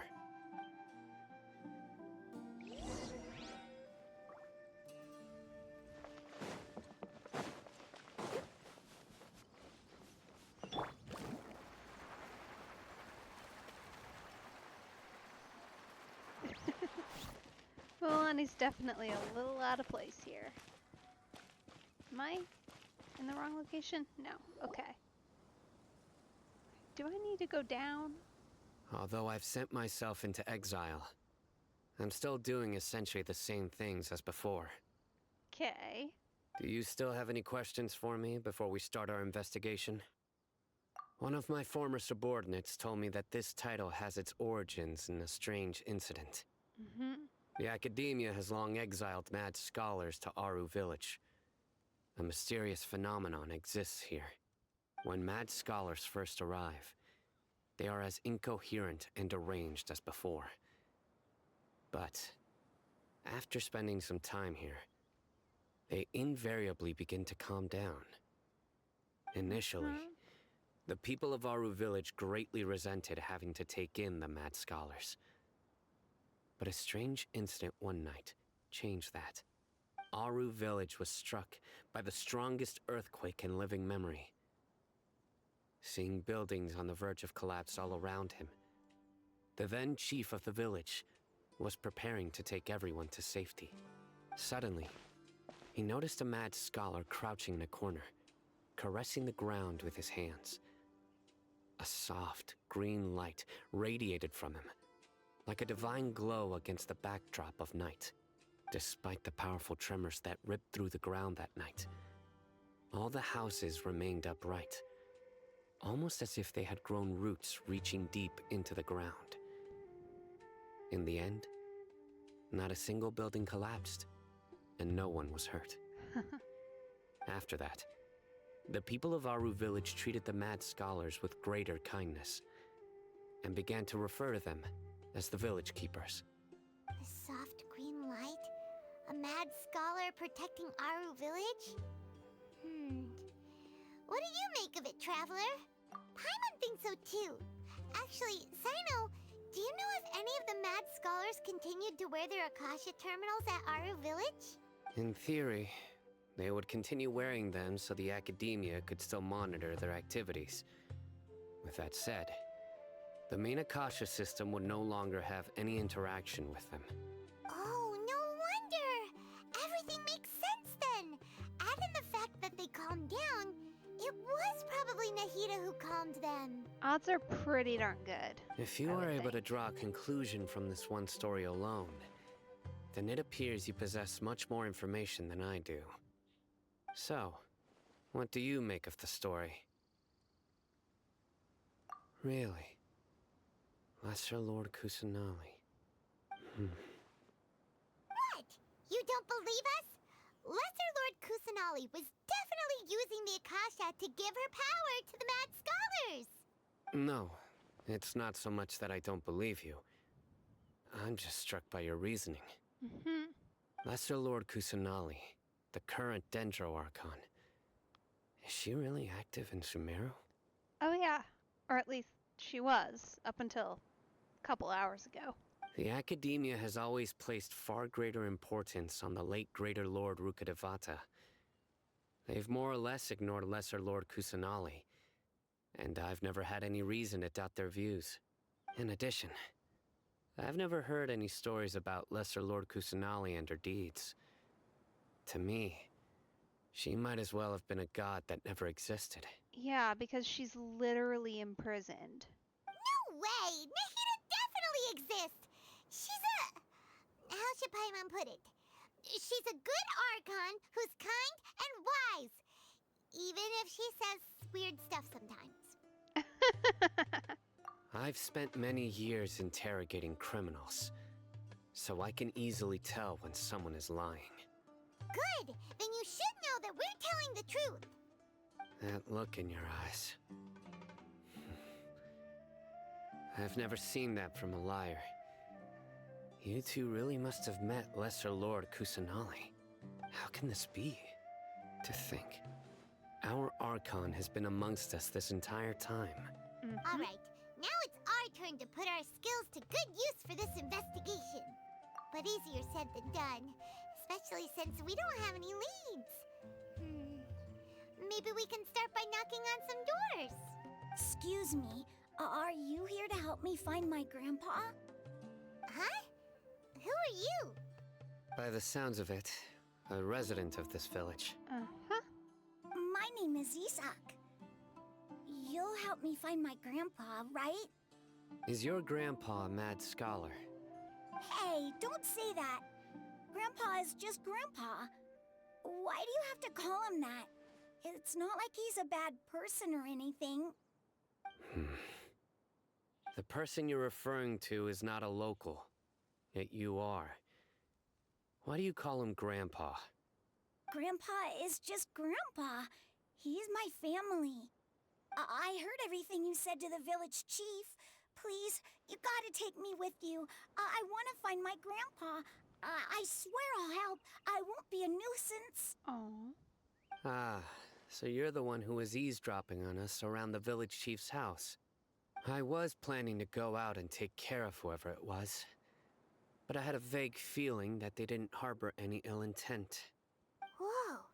Hatham wasn't kidding about Matra having sharp senses. Sino, he's just a kid. All he wants is to find his grandpa. Let's find a way to help him. Sorry. I was only listening in because I wanted to know where Grandpa went. Honest. If you don't believe me, you can ask Miss Candace. All right. But first, let's confirm the facts with Candace. Fair enough.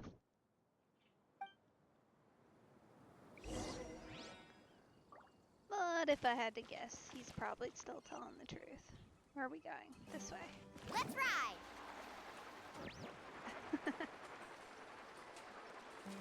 Shark does not like stairs. Understandable.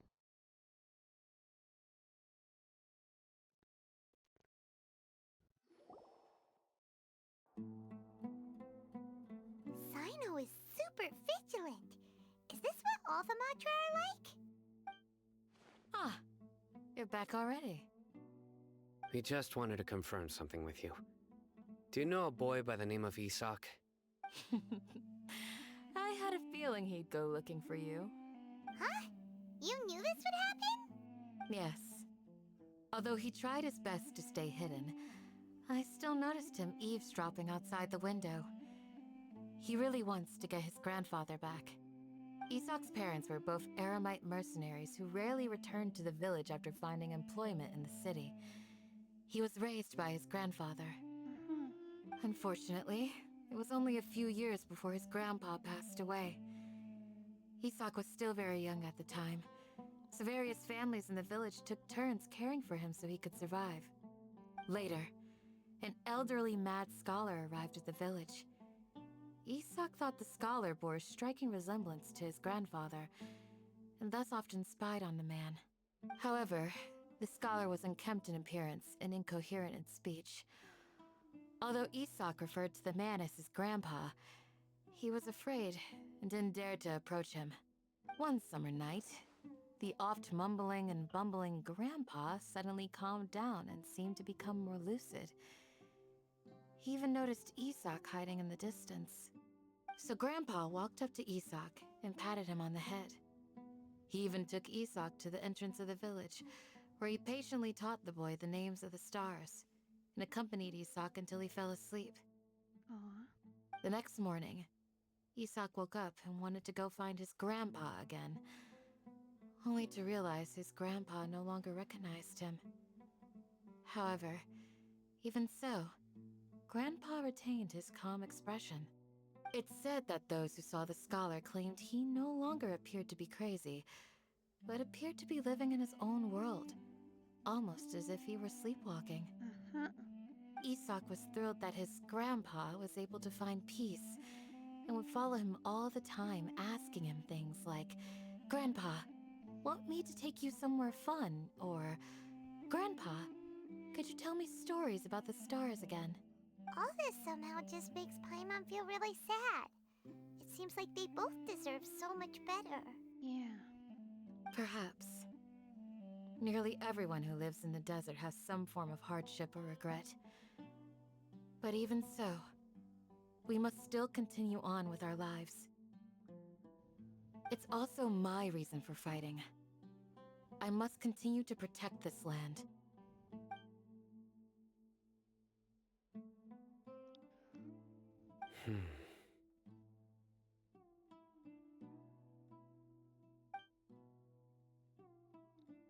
Maybe the people have always had a considerate god watching over them. Huh? What did you say, Sino? No, nothing. As long as Isak keeps his word and doesn't get in our way, we can take him along. Perhaps you are more compassionate than I gave you credit for. Please accept my thanks on Isak's behalf, Sino. Nice.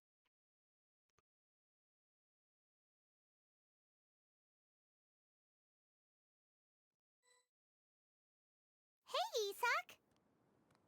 Oh, it's you guys! We've cleared everything up. Let's go find your grandpa. Really? Wow! Thank you so much! Yeah! Alright. Let's ask the local residents some questions first.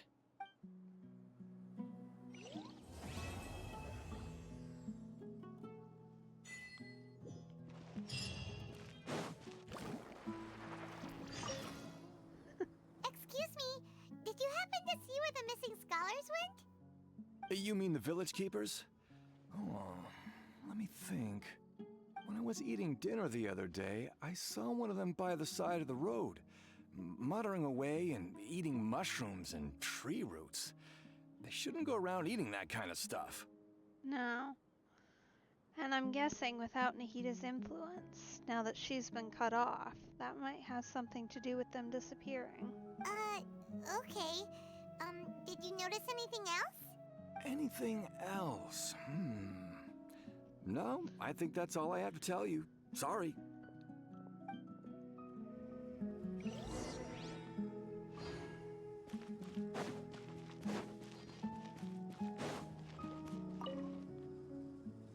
The scholars that have gone missing.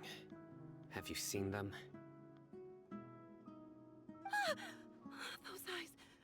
Those fierce eyes. You look like a real fighter. Sino just walking around scaring random people. Don't change the subject. Right. You were asking about the the mad scholars. I think it's been a few days since I last saw them. I usually go to bed pretty early, so I'm not too familiar with what goes on at night. But honestly, I feel quite sympathetic towards them. Even though they act a little strange, they've helped me in the past. If it weren't for them, my house would have collapsed long ago. Do you also think Grandpa and the others are good people? Grandpa?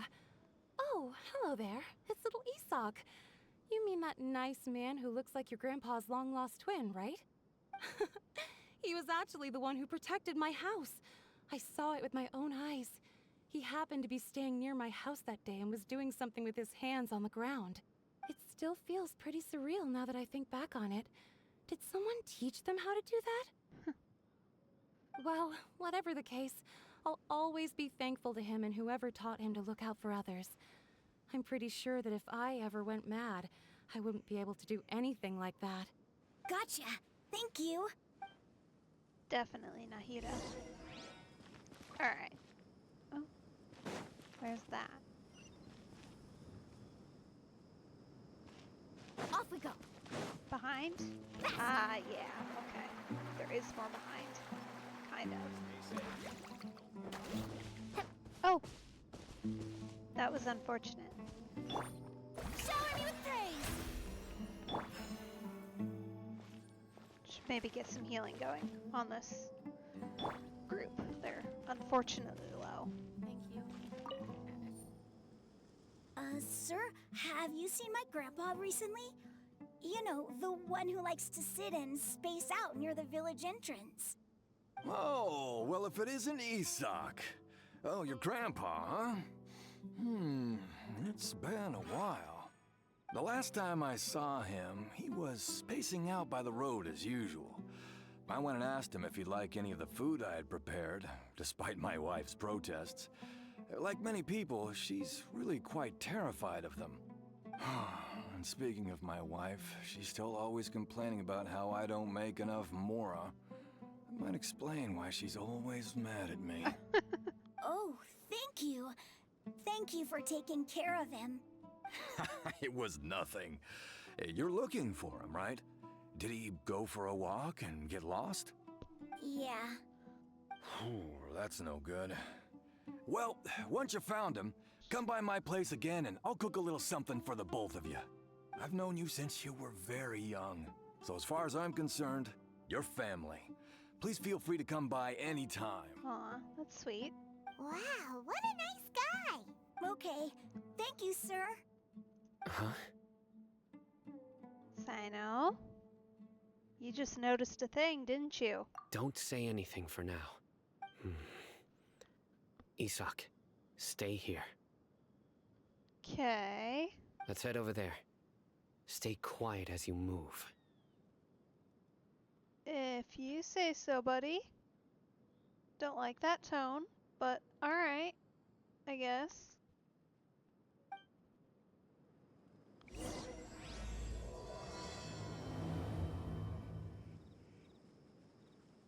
Join the Aerolites and embrace a wonderful new life. The show begins! Seriously?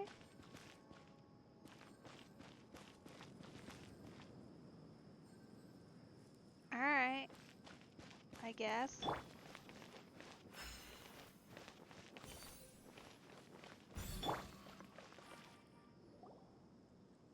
Listen, see if you can make out what they're saying. Have you heard?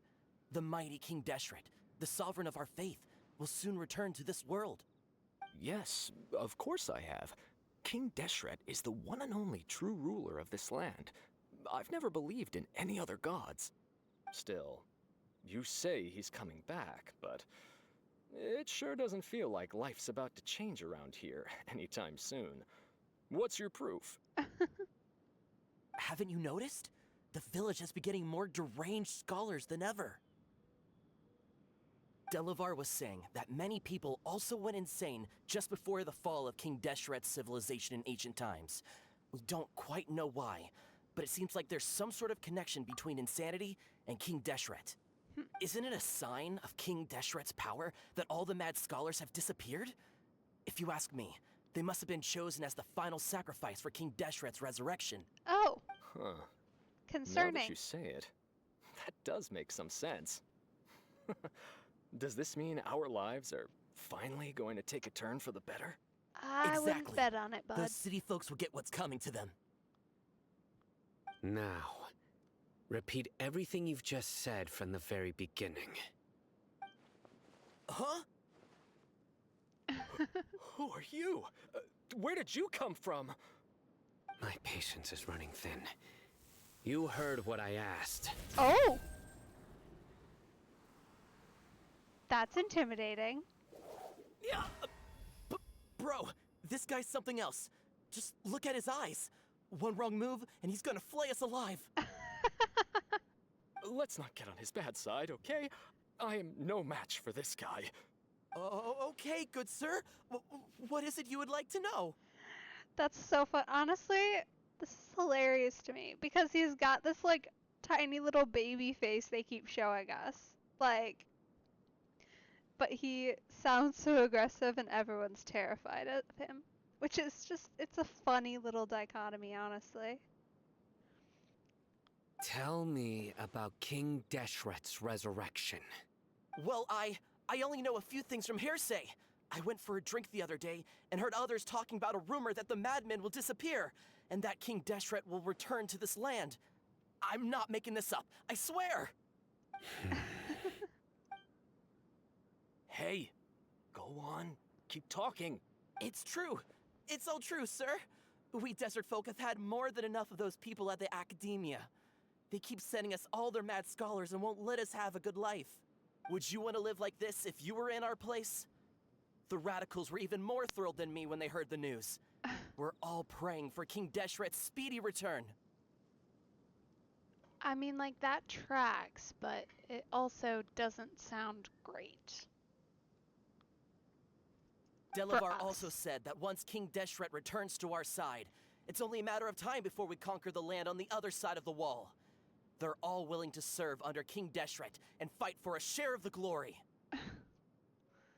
Uh-huh. Okay.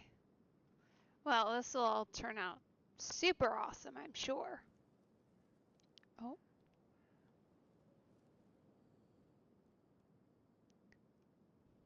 Is that so? Seems like he still wants to know more. Keep talking. This is great. His interrogation tactics are pretty solid, clearly. And I mean, that's like a thing, right? You just don't say anything in response to people and let them fill the silence. That's like an actual thing, which is honestly working so well for him right here and is also hilarious. Got it! At first, I told myself it was just the drink talking, but then all the mad scholars vanished without a trace, just as the rumors said. Please, don't beat me up just for mentioning these rumors. If I'm guilty, then everyone else around here is also guilty. I'm just saying what the others said. The people here really like King Deshret, but dislike the Dendro Archon. Where is this radical person you talked about? I haven't run into him over the past few days, so he probably hasn't been around the village. What about you, man? Have you seen him at all? No, not at all. We wouldn't dare lie to you. He's really not here right now. Uh-huh. And where might he have gone? Sounds like you're not too close with the radicals. No, of course not. All we know are their names. Well, that's honestly better than nothing. You want to pass that info along? I have many ways to stop you from talking. And many others to stop you from sending warning messages. So you'd best just stay home and hope I don't hear of you trying to contact anybody. Don't do anything until I've gotten to the bottom of this. Try something foolish, and even Candace won't be able to protect you. Yes, got it. We'll do just as you say. That scared Paimon half to death. Sino is pretty terrifying. You don't sound too sure about that, bro. He didn't try to reassure us at all. It's like he's used to hearing that. Oh, Paimon bets lots of people have told him that before. I heard that. Sorry. It's part of being a Matra. The rumor we heard just now seems like a strong lead. but we need to check a few more places. Very well. I'm here. Where's your grandpa's house? Well, I can take you there. Just follow me.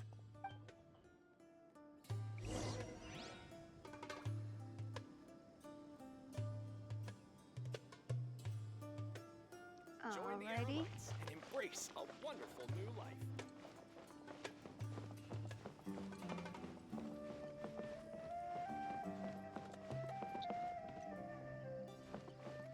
Grandpa? Oh, he likes to be alone. Sometimes he stares at the sky in a daze, and other times he just pokes at the ground with his fingers. Every now and then, he yells out at the top of his lungs, so a lot of people are really scared of him. But he's a good person, really. I know he is. I swear, he's just like my real grandpa.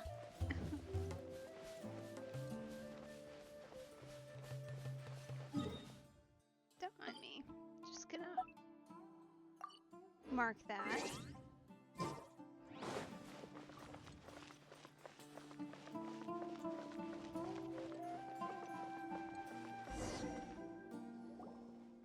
Well, this is where Grandpa usually stays.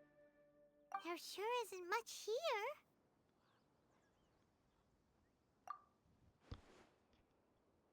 No. Incense? Please don't say it's the same one as before. But are you okay? Are you getting dizzy or need to lie down? I think we're There's a alright. scent that you can sense, but I can't. A certain traveler here once passed out from that smell. Thankfully, Tainari saved the day. And then he gave us a long lecture to explain all about how it worked. So, you know Tainari? Yeah. Huh? You know him too? Are you two friends? Yes. Okay. Now that Nothing I more than concentrate, I can also make out the scent of incense. Wait, surely Tainari didn't lecture you too. No. No need.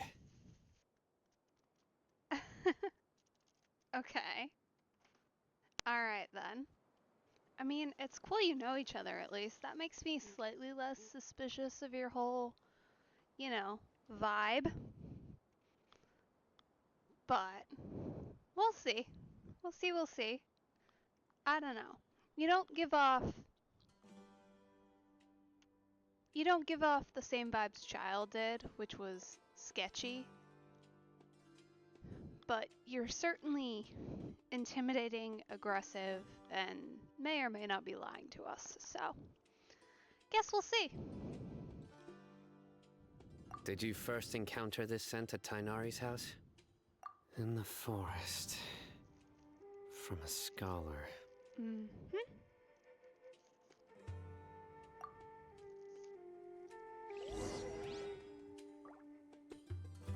Alright.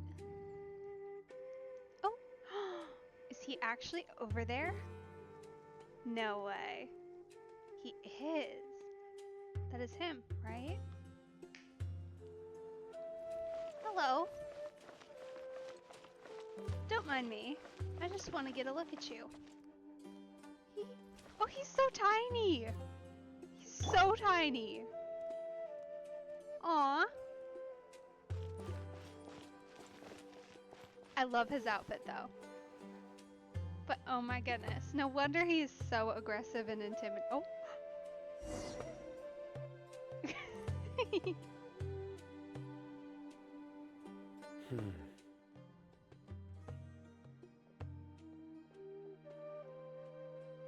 What are you looking for, Sino?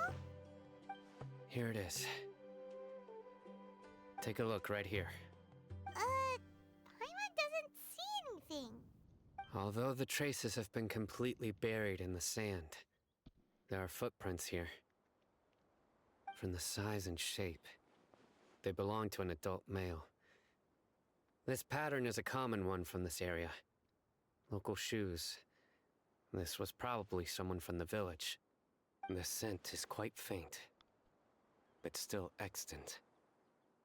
The footprints head in that direction. But who would come looking for Grandpa? He doesn't have any friends.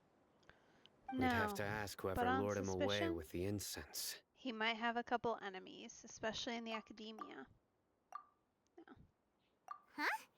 So you can lure someone away with just a scent? Hey, what's wrong with liking good food? Everyone's got something they love in life. Nothing's wrong with liking it, but you know, if you follow random strangers who promise you it, that might be a concern. Exactly. Most scholars are fond of incense, since the smell supposedly helps them clear their minds and discover new knowledge. Even deep within the clutches of madness, they still yearn for their knowledge-seeking days, and will follow the scent whenever it presents itself. No, Grandpa. So, someone's taking advantage of their weakness? Huh. Still, why would anyone want to abduct all the scholars? Yeah, sounds like it might have something to do with that, or at the very least to make everyone in the village think that that's what's gonna happen. Are the rumors really true? Could the disappearance of all the mad scholars have something to do with the radicals? That's perhaps a bit more likely. I mean, if you were trying to start a cult and your cult had a legends, especially regarding people that wouldn't necessarily be missed, yeah, they wouldn't be too hard to go after to try and prove your theory. It's highly likely. Please, you have to save my grandpa. Grandpa's never done anything wrong. Please help him. Sounds like we'd better help get him back. Don't you worry, Isak. We won't let whoever took him get away with it. Let's head to Aru Village and inform Candace and the others about what we learned here. After that, we'll set off to find the scholars.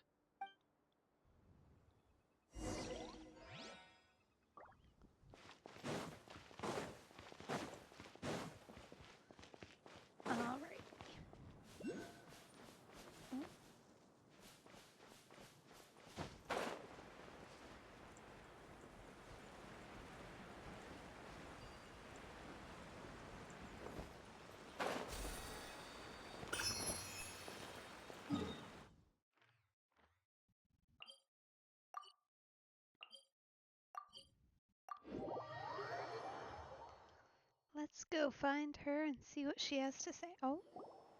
Right. The darker fabric definitely looks a lot better. That'd be my choice, too. We're back, Candace! We've got a lot to tell you. Ah, welcome back. Sounds like everyone's friends already. Oh, Dia's here too! You bet. So, everything goes smoothly? Reasonably. Alhaitham didn't go with you? No. Honestly, not sure where he is. We haven't seen him at all. Huh. I saw him around the village entrance earlier and figured he was investigating with you. I guess he must have gone off on his own. Did you find out anything useful? I see. So someone used a kind of incense to lead the exiled scholars away from the village.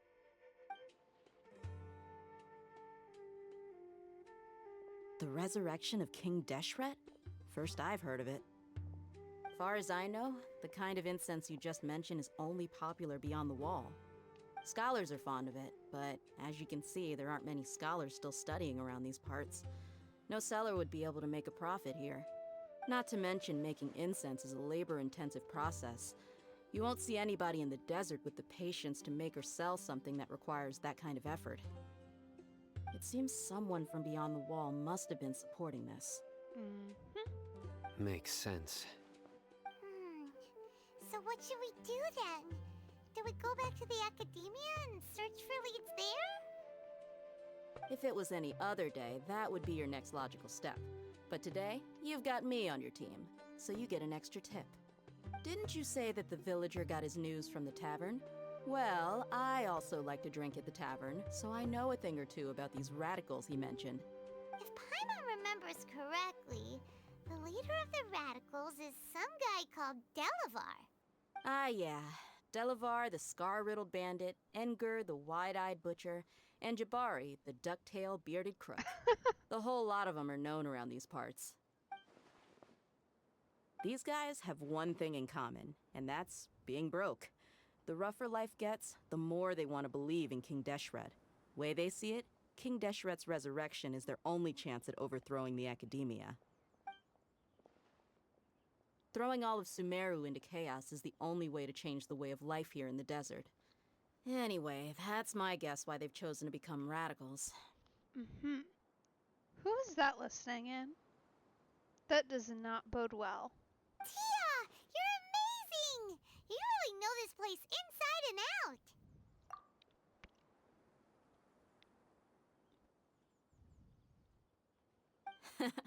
No merc can afford to slack off on gathering intelligence. Every mora I've spent in the tavern has been a valuable investment. Let's head out. Now hold on, you're staying right here, Sino. Why? Aru Village is not a big place. Outsiders stand out here like a sore thumb. I'd bet word about you has already gotten out. Yeah. You, don't really fit the vibes. The desert is unforgiving, so the way of life here is also a lot tougher than on the outside of the wall. You survive on making connections out here. Compared to you, mercs like me are just third-rate amateurs. I've got no actual fighting skills to speak of, but that also makes it a whole lot easier for me to gain the locals' trust. I need to go around and ask some questions, but it'll be difficult if you're with me. Fine. Good. Then we've got a plan. The Traveler and Paimon will go to Caravan Rebot with me, and we'll try our best to figure out where the Mad Scholars have been taken. Sino, you'll have to stay in the village and continue investigating on your own. See, now why do we get to go with her? Like, I get that story-wise it makes sense, but if Sino can't go, like, you'd think, I know they're a bit removed from Liyue and Mondstadt, and also Inazuma over here, but like, have we got no word spreading here at all? Like, they're scholars, at least the academia is. You'd think some rumors would have made their way over. Alright, guess sounds not. like a plan. Oh, there you are, little informant guy. That's no good. I doubt we'll get any answers either.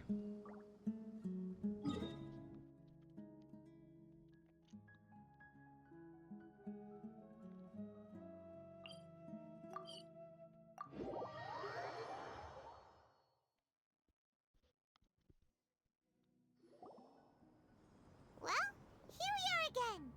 Sounds like you're starting to get familiar with the area. Mm-hmm. Paimon's amazed every time we see the wall of Samiel. How can a wall... I know what you mean. Oh. I had the same question every time I walked this way when I was a kid. Also, why is this high wall here? And can a wall really block sandstorms? It was only after I grew up that I realized the wall of Samiel isn't just there to keep out the sandstorms. It serves a more important purpose, keeping out people like us. Oh. Sumeru is run by wise and mighty sages. To them, us desert dwellers are nothing but tools that can be used and discarded at their whim. We're cheap labor, like livestock, but easier to control. Nothing more.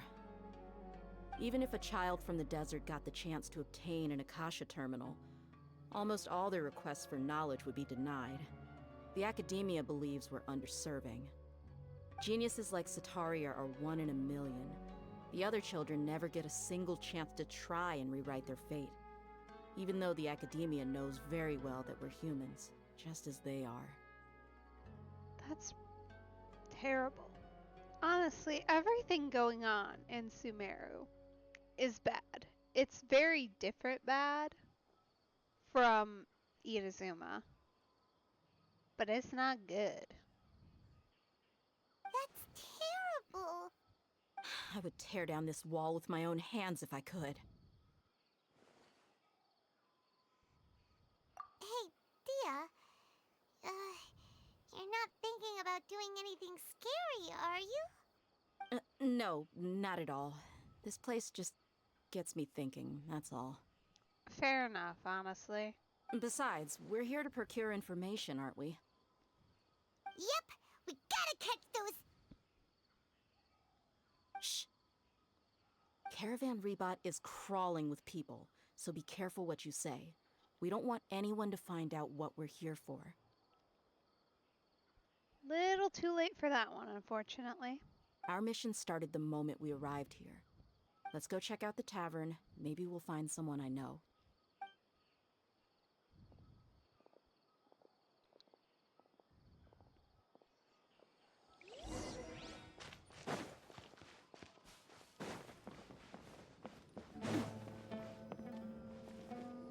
Just our luck. None of them are here today. You mean, you don't see anyone you know? Dia, is that you? What a coincidence. You here for a drink too? Zaki. Finally, a friendly face. Oh, and who do you have with you here? Guests from another land? Hello, hello. I'm Zaki. Dia's, how would you put it? Drinking buddy? We've had drinks together a few times. You could say we go back a ways. Anyway, as far as my friends here, they aren't too shabby, are they? You rarely see any Outlanders so friendly and respectful nowadays. Absolutely. Much better than those people on the other side of the wall. So, Dia, are you looking for someone? Yeah. Have you seen Enger, Delavar, or Jabari recently? Of course I have. Matter of fact, we were all here drinking together just a few days ago. I've got a spice trading deal from another nation. I thought maybe Delavar and his friends might be interested. Know where I could find him? Ah, how thoughtful of you. Then I assume you also know that Delavar's been having a hard time making ends meet these days. So, you came here to help him out? Hey, keep it down. Let's just say I prefer to keep this deal a secret. Y'all at Caravan Rebot are like family. If there's more to be made, why not do it together? Besides, Delavar and his friends have muscle. They'd be a good fit for escorting the goods. Yes, how considerate of you. Delavar's my friend too, so of course I can take you to him. Come with me. Uh-huh. That informant definitely got here ahead of us. That's all. Way too convenient. And now we're going outside the city. That's great. Gotta love that.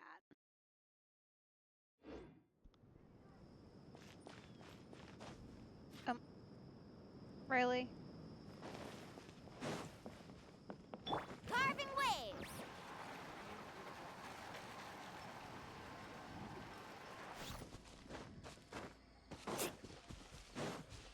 Tell you what, Milani definitely does not belong Let's ride! in this desert area. But she is fun to play here. Oh. Are we there Well, that's ominous. We're definitely gonna get ambushed. Yep, this is the place. This place is practically deserted. What are they doing in a place like this?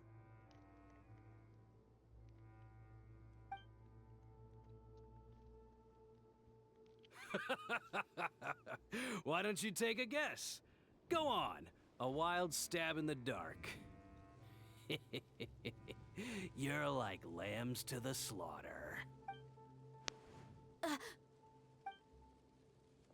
no! It's an ambush! Mm-hmm. What's this all about, Zaki? Come on, Dia. You really think we didn't hear about what you said back in Aru village? The boys have kept a close eye on you from the moment you set foot there. Rude. Not only do I know that you're looking for Delavar, I also know that you've teamed up with people from the Academia to look for the missing scholars. So, you've been watching us from the very beginning? Uh-oh. I knew leaving Sino behind was a mistake! We'll be fine. And you left the strongest one in the village, didn't ya? Who do you think you are? You really thought we'd fall for your little business deal nonsense? So you and Delavar have been partners all along. Dia, I guess it's only natural for a traveling mercenary like you to be out of the loop. Those of us who hang around the tavern have stronger bonds than you think. But you got one thing right. We're all looking forward to an uprising in Sumeru. There's nothing more we'd like to see than the desert folk overthrowing the academia. If that's the case, then I'm sure Delavar wouldn't miss a second of it. I'll be honest with you. If it weren't for what you said in the village, your little monologue about the Wall of Samiel would have convinced me that you're one of us. Delavar. And Engar, you're here too, huh? Long time no see, Miss Mercenary. You should have known the traitors are what us followers of King Deshret despise the most. Dia, I thought that you, a fellow desert dweller, would understand why King Deshret is greater than the Dendro Archon. Little did I know, you don't deserve to join us. Mm-hmm. Yeah, gee, what a missed opportunity. Adopting radical views and kidnapping innocent scholars, all because of some baseless rumors. Anything else I'm missing out on? Aggressive. See? There you have it. Mercenaries are just a bunch of faithless scum with only one thing on their minds. Mora. Pathetic. You're all like a pack of street rats. You're not wrong. Mercenaries are driven by Mora, and my faith lies with whoever's paying me. As long as there's a profit to be made, anyone can become my friend. Rude. Enough talking! Get him! Just as I expected. Let's teach him a lesson, traveler. Follow order. Punching bag. Oh! Rude. Come on. There we go, finally. And this is actually a decent grouping too, which is nice. Oh, hello. Come on. Where'd that Hey. come from? Rude. Attack! May I present? Time to shine! I mean, it's definitely not the most cohesive team happening right here, to be honest. Like, they're doing their best, but it's really... Impossible! How could you? So, what do you think about your meticulous network now, Zaki? How did you say it? It's only natural for a traveling mercenary like me to be out of the loop. Not Purina's skill still happening in the background. I'm guessing your informant told you that I'm just an incompetent merc with no real fighting skills, correct? I mean, that is what I said after all. And of course you would believe everything he reported. The only thing you know about me is that I'm a mercenary, but you've never seen me in action. Even though you heard we went to handle monsters together, you believed that Candace was the only one doing all the real fighting. That so-called Flame Mane is just a fraud. She admitted it herself. She just uses her connections to gain the trust of others. That's what you thought, right? Ugh. You lied in the village because you figured that we'd have people watching you. And you were stupid enough to fall for it. I figured as much the first time we drank together. You all thought you were so smart. Pathetic. Oh. Okay, that should be all of them. Whoa! So you've been planning this since we were in Aru Village? No task can be done without preparation. I just happened to notice a couple suspicious-looking people while you were out investigating. Oh, but instead of catching them right away, you let them report back. Those two who were snooping around were just a couple small fries. If we want to get the real catch, we have to be patient and give it some time. Oh, you mean the funny name she mentioned back in Uncle Ampu's house? The wide-eyed butcher, scar-riddled bandit, Paimon can't remember them all. That's just a bunch of drunk talk. Engar and Delavar like to talk themselves up when they're drinking. Engar, the wide-eyed butcher, and Delavar, the scar-riddled bandit, are the nicknames they came up with for themselves. Alcohol has a way of making people share what they really think. So Edgar and Delavar are always rambling in the tavern about how King Deshret is a superior deity. What about Zaki? He's just a numbskull who fell right into our trap. Zaki was probably the best hidden of them all. My initial plan was to find Delavar first, and then try to track him down. That's what you wanted to ask when we were at Uncle Anpu's house, right? Jabari is one of the villagers you talked to. You know, the one who wanted to treat Isak and his grandpa to some food. Wait, so he's a radical too? Seriously? No, he isn't. I just needed to tack on a random villager name to make the eavesdropper think that I was making some wild guesses based on my impressions. Alright, fair enough. Wow, what a genius idea! Well, that's an expert mercenary for ya. Ah, you're too kind. It was straight from the usual playbook, if I'm honest. So, that thing you were saying before, is it really true? About what? About how mercenaries only care about Mora, and that anyone's a friend as long as there's a profit. Does that bother you? What makes you so sure?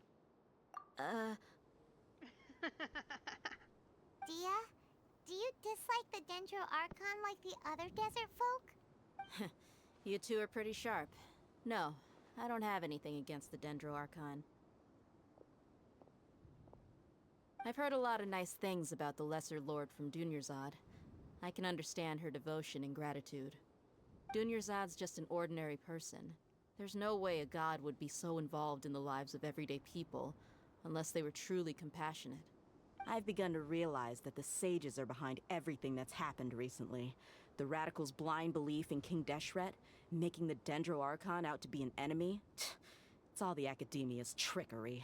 Yeah, you're not wrong. And you're pretty sharp to have figured it out, too. But I see through it all. And unlike them, I can never be hostile towards anyone who's never done anything wrong. Dia. Anyway, looks like we're done with business here. Traveler, lend me a hand. Let's tie him up and bring him to the village.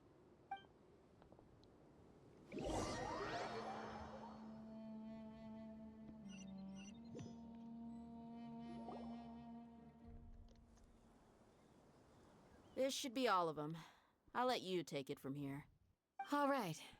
I'll be in touch. Until then, please stand by.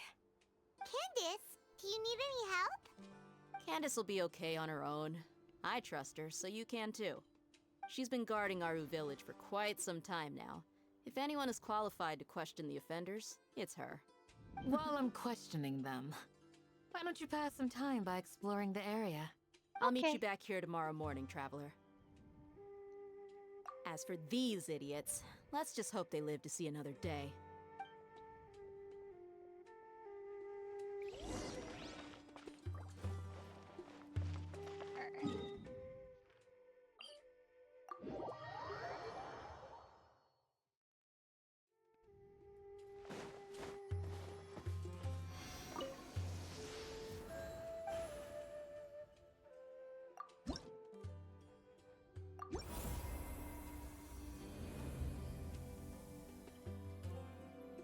Oh, fancy. She's so little. My goodness. Alright. Anyway, let's wait. 600 to 1200? We can do that.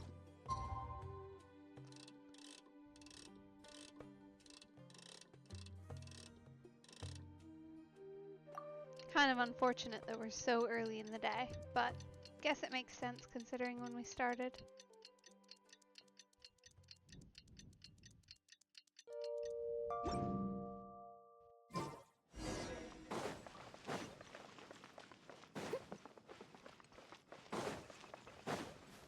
I'll catch up. Someone needs assistance.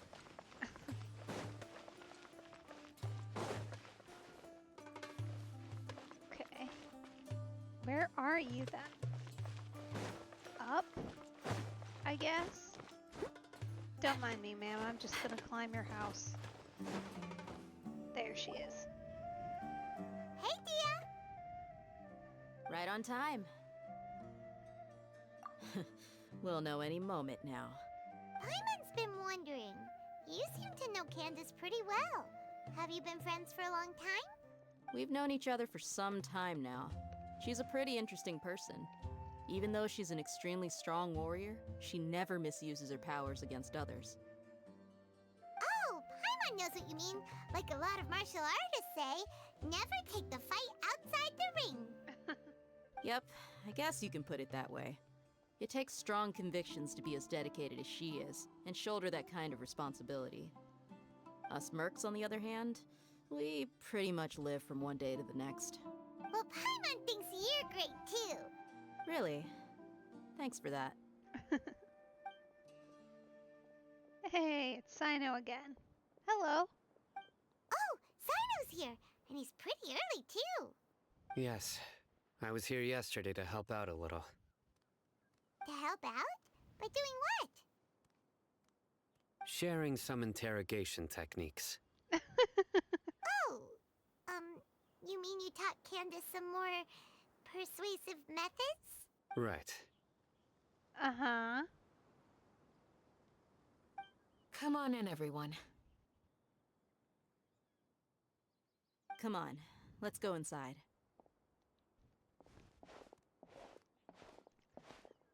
I'm not sure that I like that collaboration. They should both just be intimidating and scary on their own.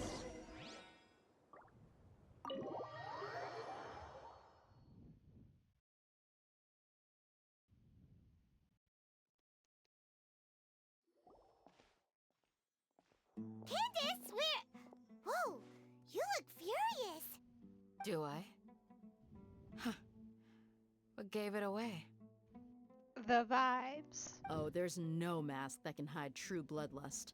Cover up your eyes, and it'll still show itself at the corners of your mouth. Perhaps I need to work on my composure. Still, it's perfectly understandable why I'm angry. I'm sure everyone present would agree. Yes, ma'am. Please, don't beat us anymore. We're gonna die. Well, looks like Sino taught her well.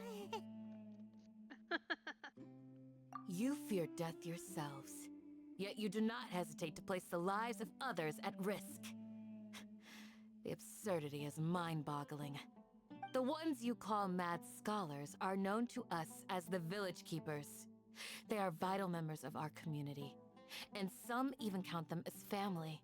You come here, to my village, and you treat my people as nothing more than stepping stones towards your goal. Tell me, what would you do to you in my position? Mercy! Please have mercy!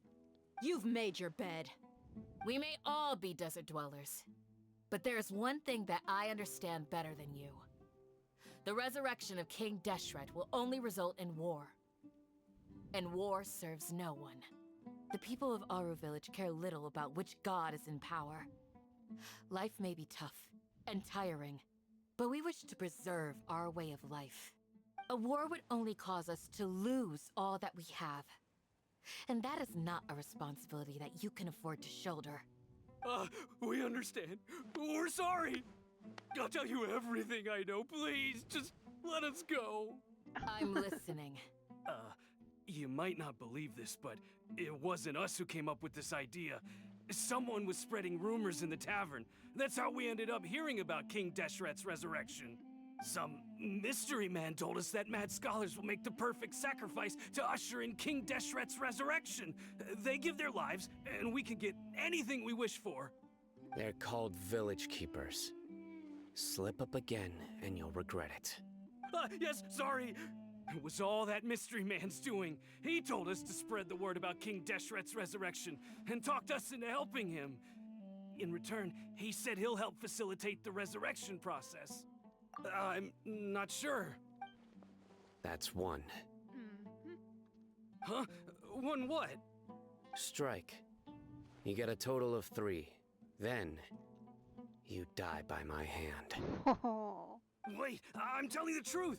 We don't know anything. It was all him. 2. He got us to lure them out of their houses in the night with some kind of incense. We take them to a junction outside the village. Then the mystery guy takes them from there. You gotta believe me, please. I'm telling the truth, I swear. Just ask them if you don't believe me. That was indeed the truth. Traveler, go on.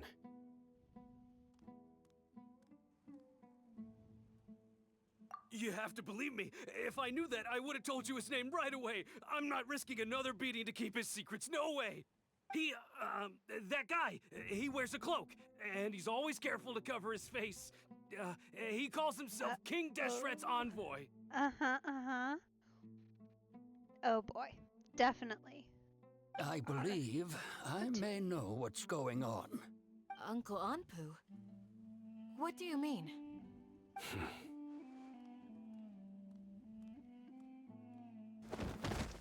Oh.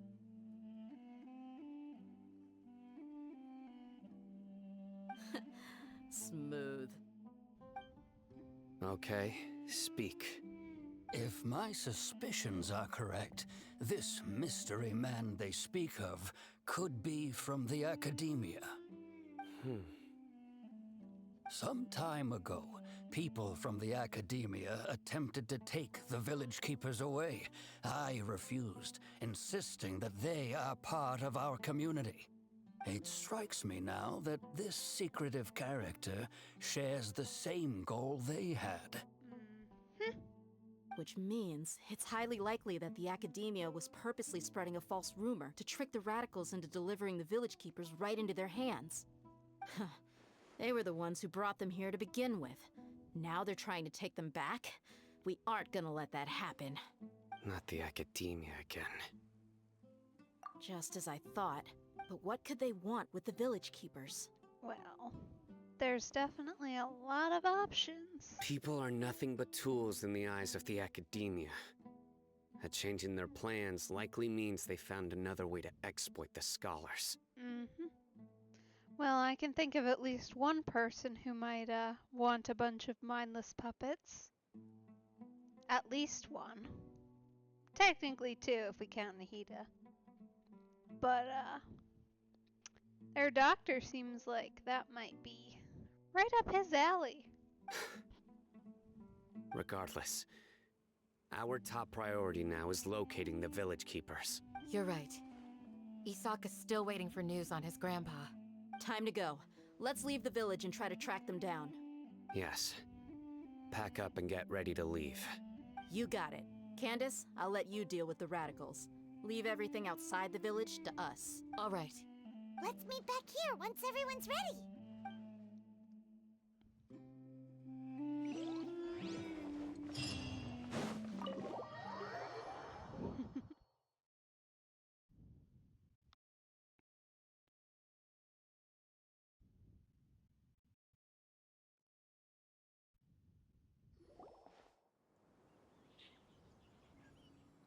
Hey, it's all Let's get Hatham some again. food on us and then we'll... Whoa! Where did you come from? Well, as you can see, I am merely sitting here and reviewing what we have deduced thus far. You were gone for ages, and now you're suddenly sitting here musing to yourself? Where have you been anyway? Hey, what's with the silence? You never think things through before asking questions. I'm giving you some time to make up for that. Paimon's so mad! Paimon's gonna give you an ugly nickname! Never mind! Paimon's got nothing. Oh. There's just nothing super obvious to pick with this guy. It makes it so hard. Well, you've heard nothing to suggest I left this whole time. So clearly, I stayed in the village to investigate. Anyway, you plan to leave Aru village and keep searching for the truth of this matter, yes? Yep. We're not gonna find out anything more by staying here, so we thought that we might as well take the search elsewhere. Enough with the silent treatment! No. I'm just surprised that you decided to team up with him. Oh yeah? Why is that so surprising? All Hatham, You haven't helped us out at all ever since we arrived at Aru Village. Bold of you to question our choices. Yeah, you're all talk. While you were investigating, I had my own work to do, which I've now finished.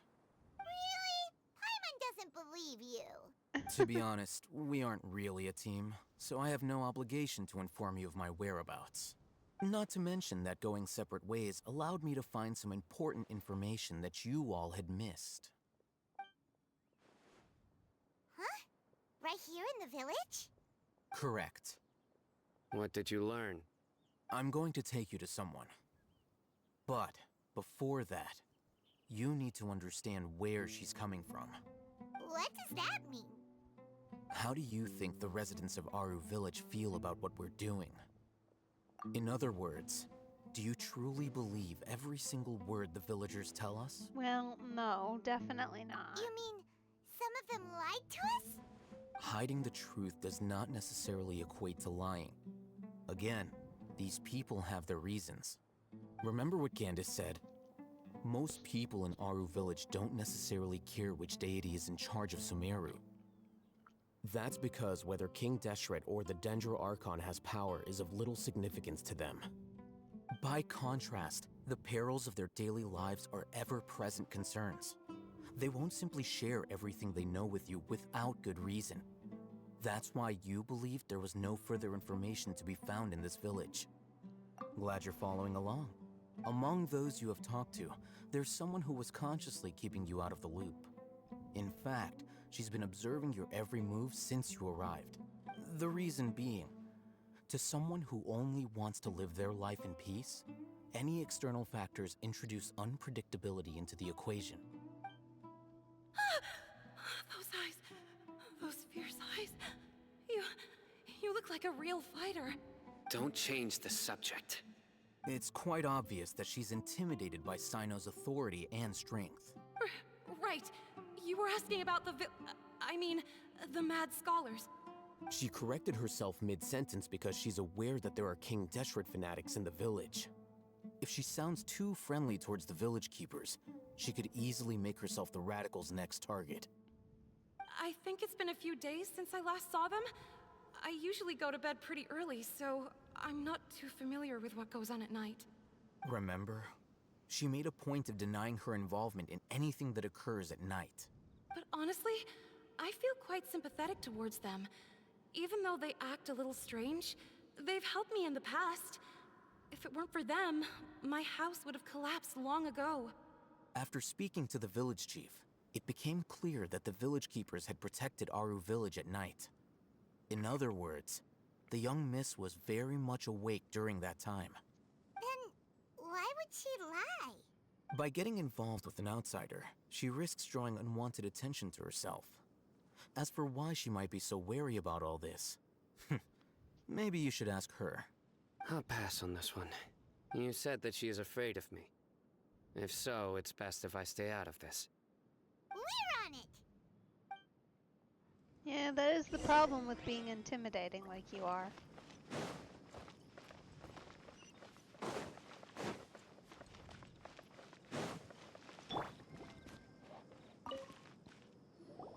Miss Shawnee, as we discussed earlier, I've brought someone with me. Mr. Alhaitham, I'm aware of where you stand, but how can I make sure that your friends think the same as you? Huh? What do you mean? We need to clarify our stance or something?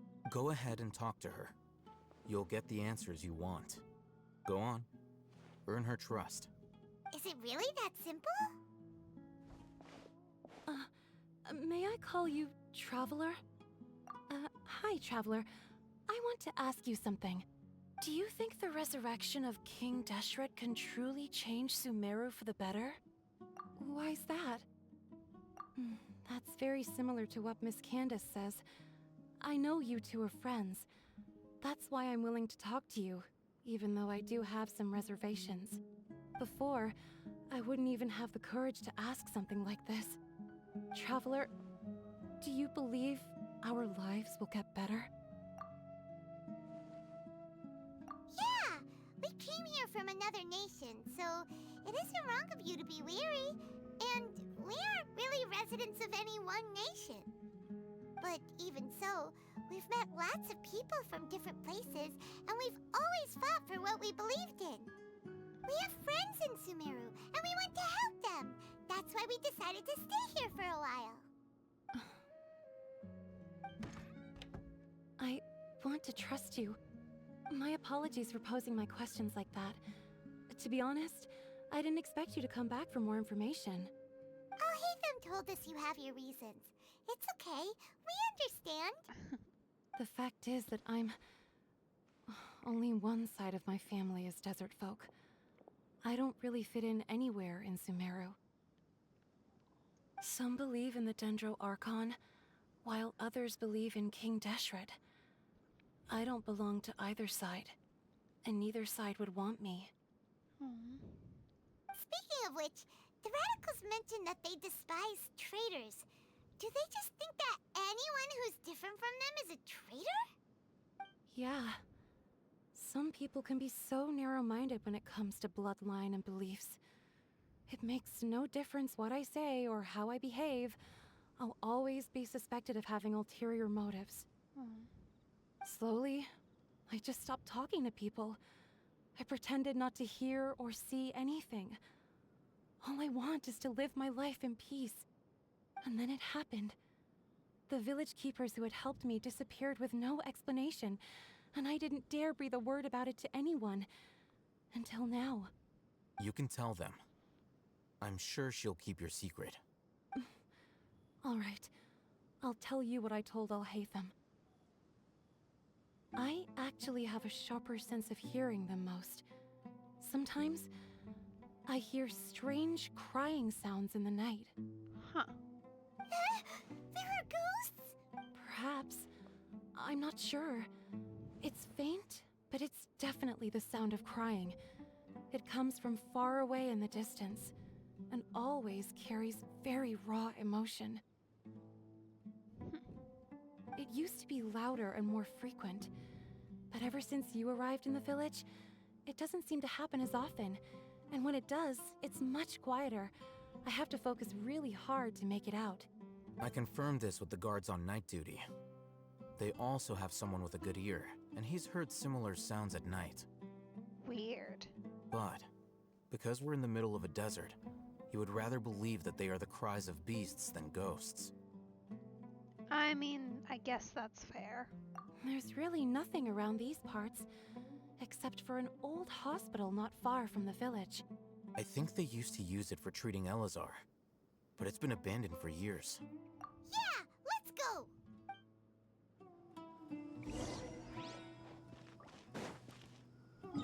Let's see. Alright. I'll get us a little closer at least.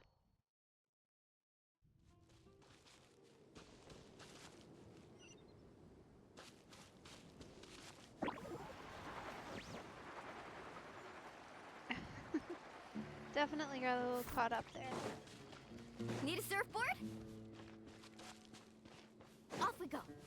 Let's ride! Yeah, I'm a fan of the short cooldown here, but I do wish her skill when not in combat, especially, lasted a little longer. And I know that that's part of her, E1 abilities and all. Chill out! Rude. Amazing! Woohoo!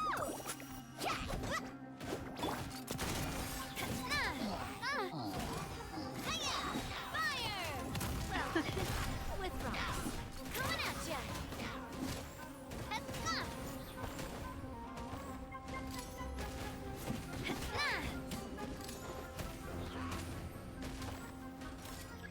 Okay. Oh, reinforcements. Oh.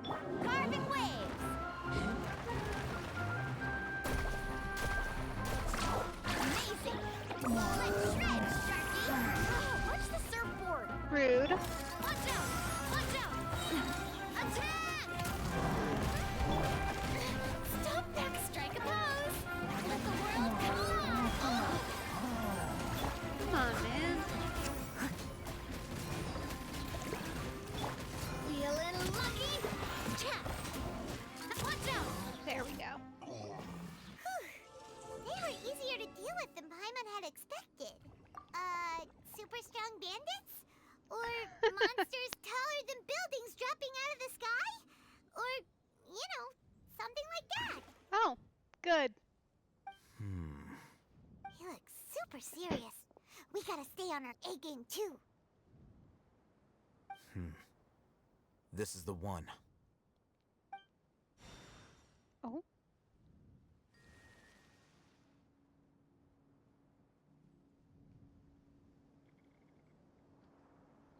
Huh. Let's go in and take a look. How convenient.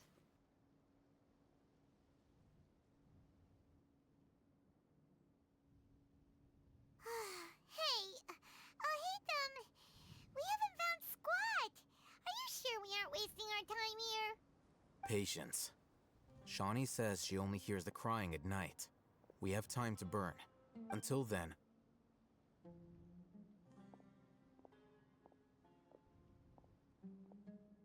Did you get randomly distracted? I'm taking a break. Oh, alright then.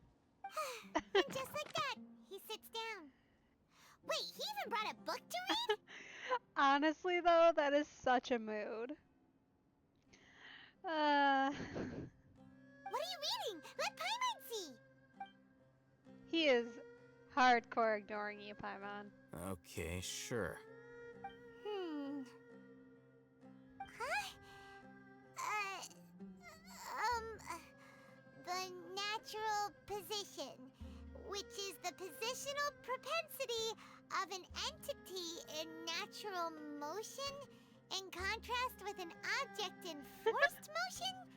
No way. Physics. When free from external influences, every entity displays the tendency to follow its natural trajectory? This is physics. The 3 laws. Why are you reading a physics textbook, Alhaitham? So, you got that? Oh, Paimon gives up. You keep reading your book. See ya! How is he so relaxed? Look at him, reading an impossible book in a creepy place like this. Hey, Paimon's your Tibet travel guide. Paimon knows plenty of useful stuff already. And anyway, it's not Paimon's fault that the books people read in Sumeru are so complicated.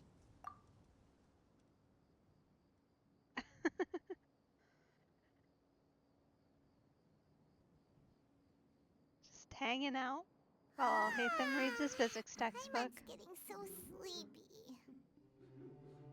Huh? What was that sound? There it is.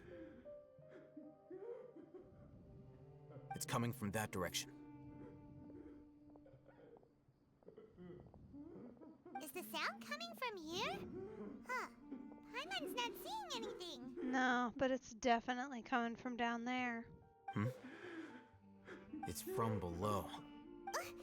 But there's no way we can get down there. Something is off about the interior here.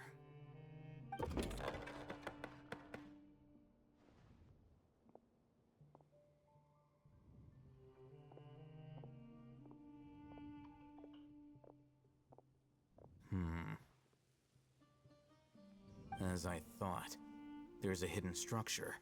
Wow. It's like they tucked another hospital into this one. Yeah, it's a bit weird. Oh, it looks like there are other mechanisms around here. Let's keep exploring.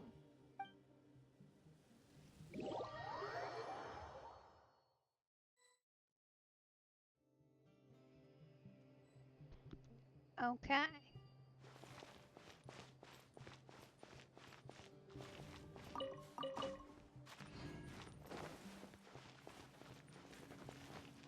Alright, well this might have to be our endpoint for today, for the mainline story quest at the very least. But, because I have wanted to get him for a while, I will be pulling for Kazuha to see if I can get him, because I think for Mualani in particular, he will be very beneficial. And there aren't a ton of other options as far as characters that I think could work for crowd control that are going to be available soon. or that I already have. I have no crowd control, so for that and that alone, let's see if I have any luck at all today.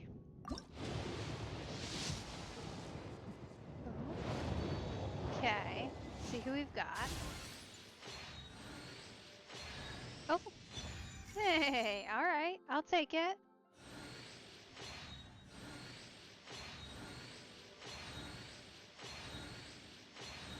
Honestly, I know it's not someone people are commonly looking for at this point, because I know most people already have him. But I'm also hoping to get a couple more constellation levels on Bennett, because I know he's very commonly helpful in a lot of teams. And I have him, but at low constellation, if any. Maybe 1. Ooh, sword. Okay. Always take a good sword. Those are useful.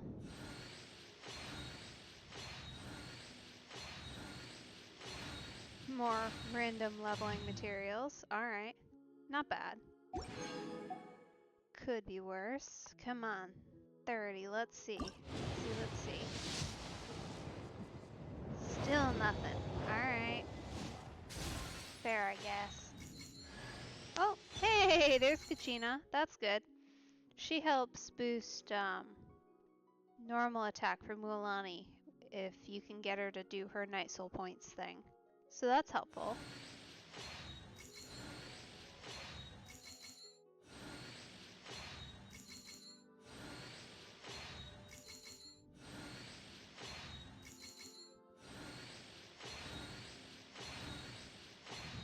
Alright.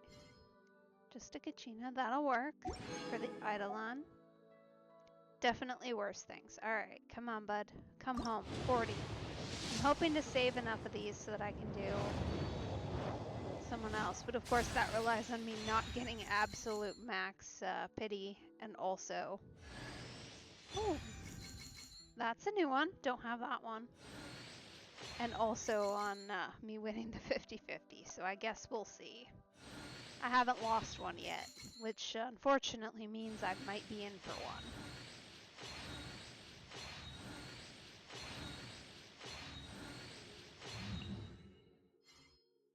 Guess we'll have to see. Come on, come on, come on. Still nothing. Ooh, this is unfortunate. Oh, hey, I'll take that though. That's helpful. I'm guessing we don't have doubles. Got a whole bunch of doubles when I was playing for Mualani, so I would be stunned if we got any here, honestly. Alright, come on. Please. Please, Kazuha.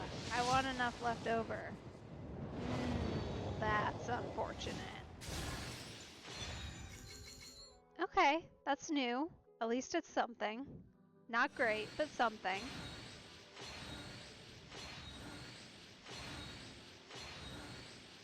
And the 4-star weapons are always generally helpful. So that's something. I don't really have a great bow user currently, so maybe we'll acquire one. Alright, come on. Please, please, please. Oh, yeah, we're into nasty luck territory. Alright, well, at least we're helping the goal to get Bennett leveled. We're really helping that goal, goodness. Okay. Well, that'll definitely help with that. Because he's generally solid in a bunch of team comps I know. Alright. Let's see. What are we on here? Well, that's not helpful. Should have kept better track, clearly. Well.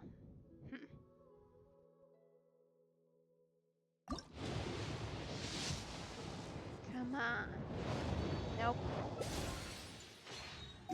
Going into singles. Oh, 4-star. Okay. Kachina. Solid. I'm not really mad about. Ooh, please, please, please, please, please. I am Kuchin, Ah. of the Liyue Qixing. We live in an era of change, as the old order that has existed for 1,000 years is about to be rewritten. Join me. Let us bear witness to this historical moment together. Darn it. I knew I was in for one. I knew it. Hadn't lost one yet, so we were due for one. I mean, I guess at least she's a new character, right? At least there's that. And she's Electro, and I've got not so many of those, so it's something. But very unfortunate. This does not bode well.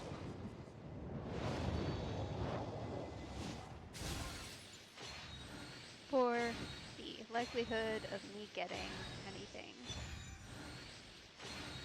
next time. Although, mind you, we are playing a lot of quests, so that should help a little bit, but goodness. Alright, come on. 20 pity. Maybe. Ooh! No way! No way. And a bow. Oh, and a character. Goodness! Someone felt bad for me, clearly. Come on, where are you at? In driving rain or winds that churn. Yes! There I shall he return is. by blade alone, armed, if barefoot, to my home. I am Kaidahara Kazuha, a wanderer who roams the land. Since we are both travelers, let us journey together for a time. I love his intro line. That's so cool. Yes! That's so exciting. Thank goodness. Okay. Alright. I'm done. That was some good luck right there. I really want to go traveling. I don't mind where we go, as long as I have my... Alright. Well, with that, let's end on a, I guess, somewhat positive note. I'll take it. That wasn't too terrible, to be honest. So, anyway, thank you for tuning in. Thank you for watching and listening. I hope you have an awesome day. You can catch me next tomorrow evening at 6 p.m. EDT if you're interested. And I hope you have an awesome day, morning, night, whatever time it is for you.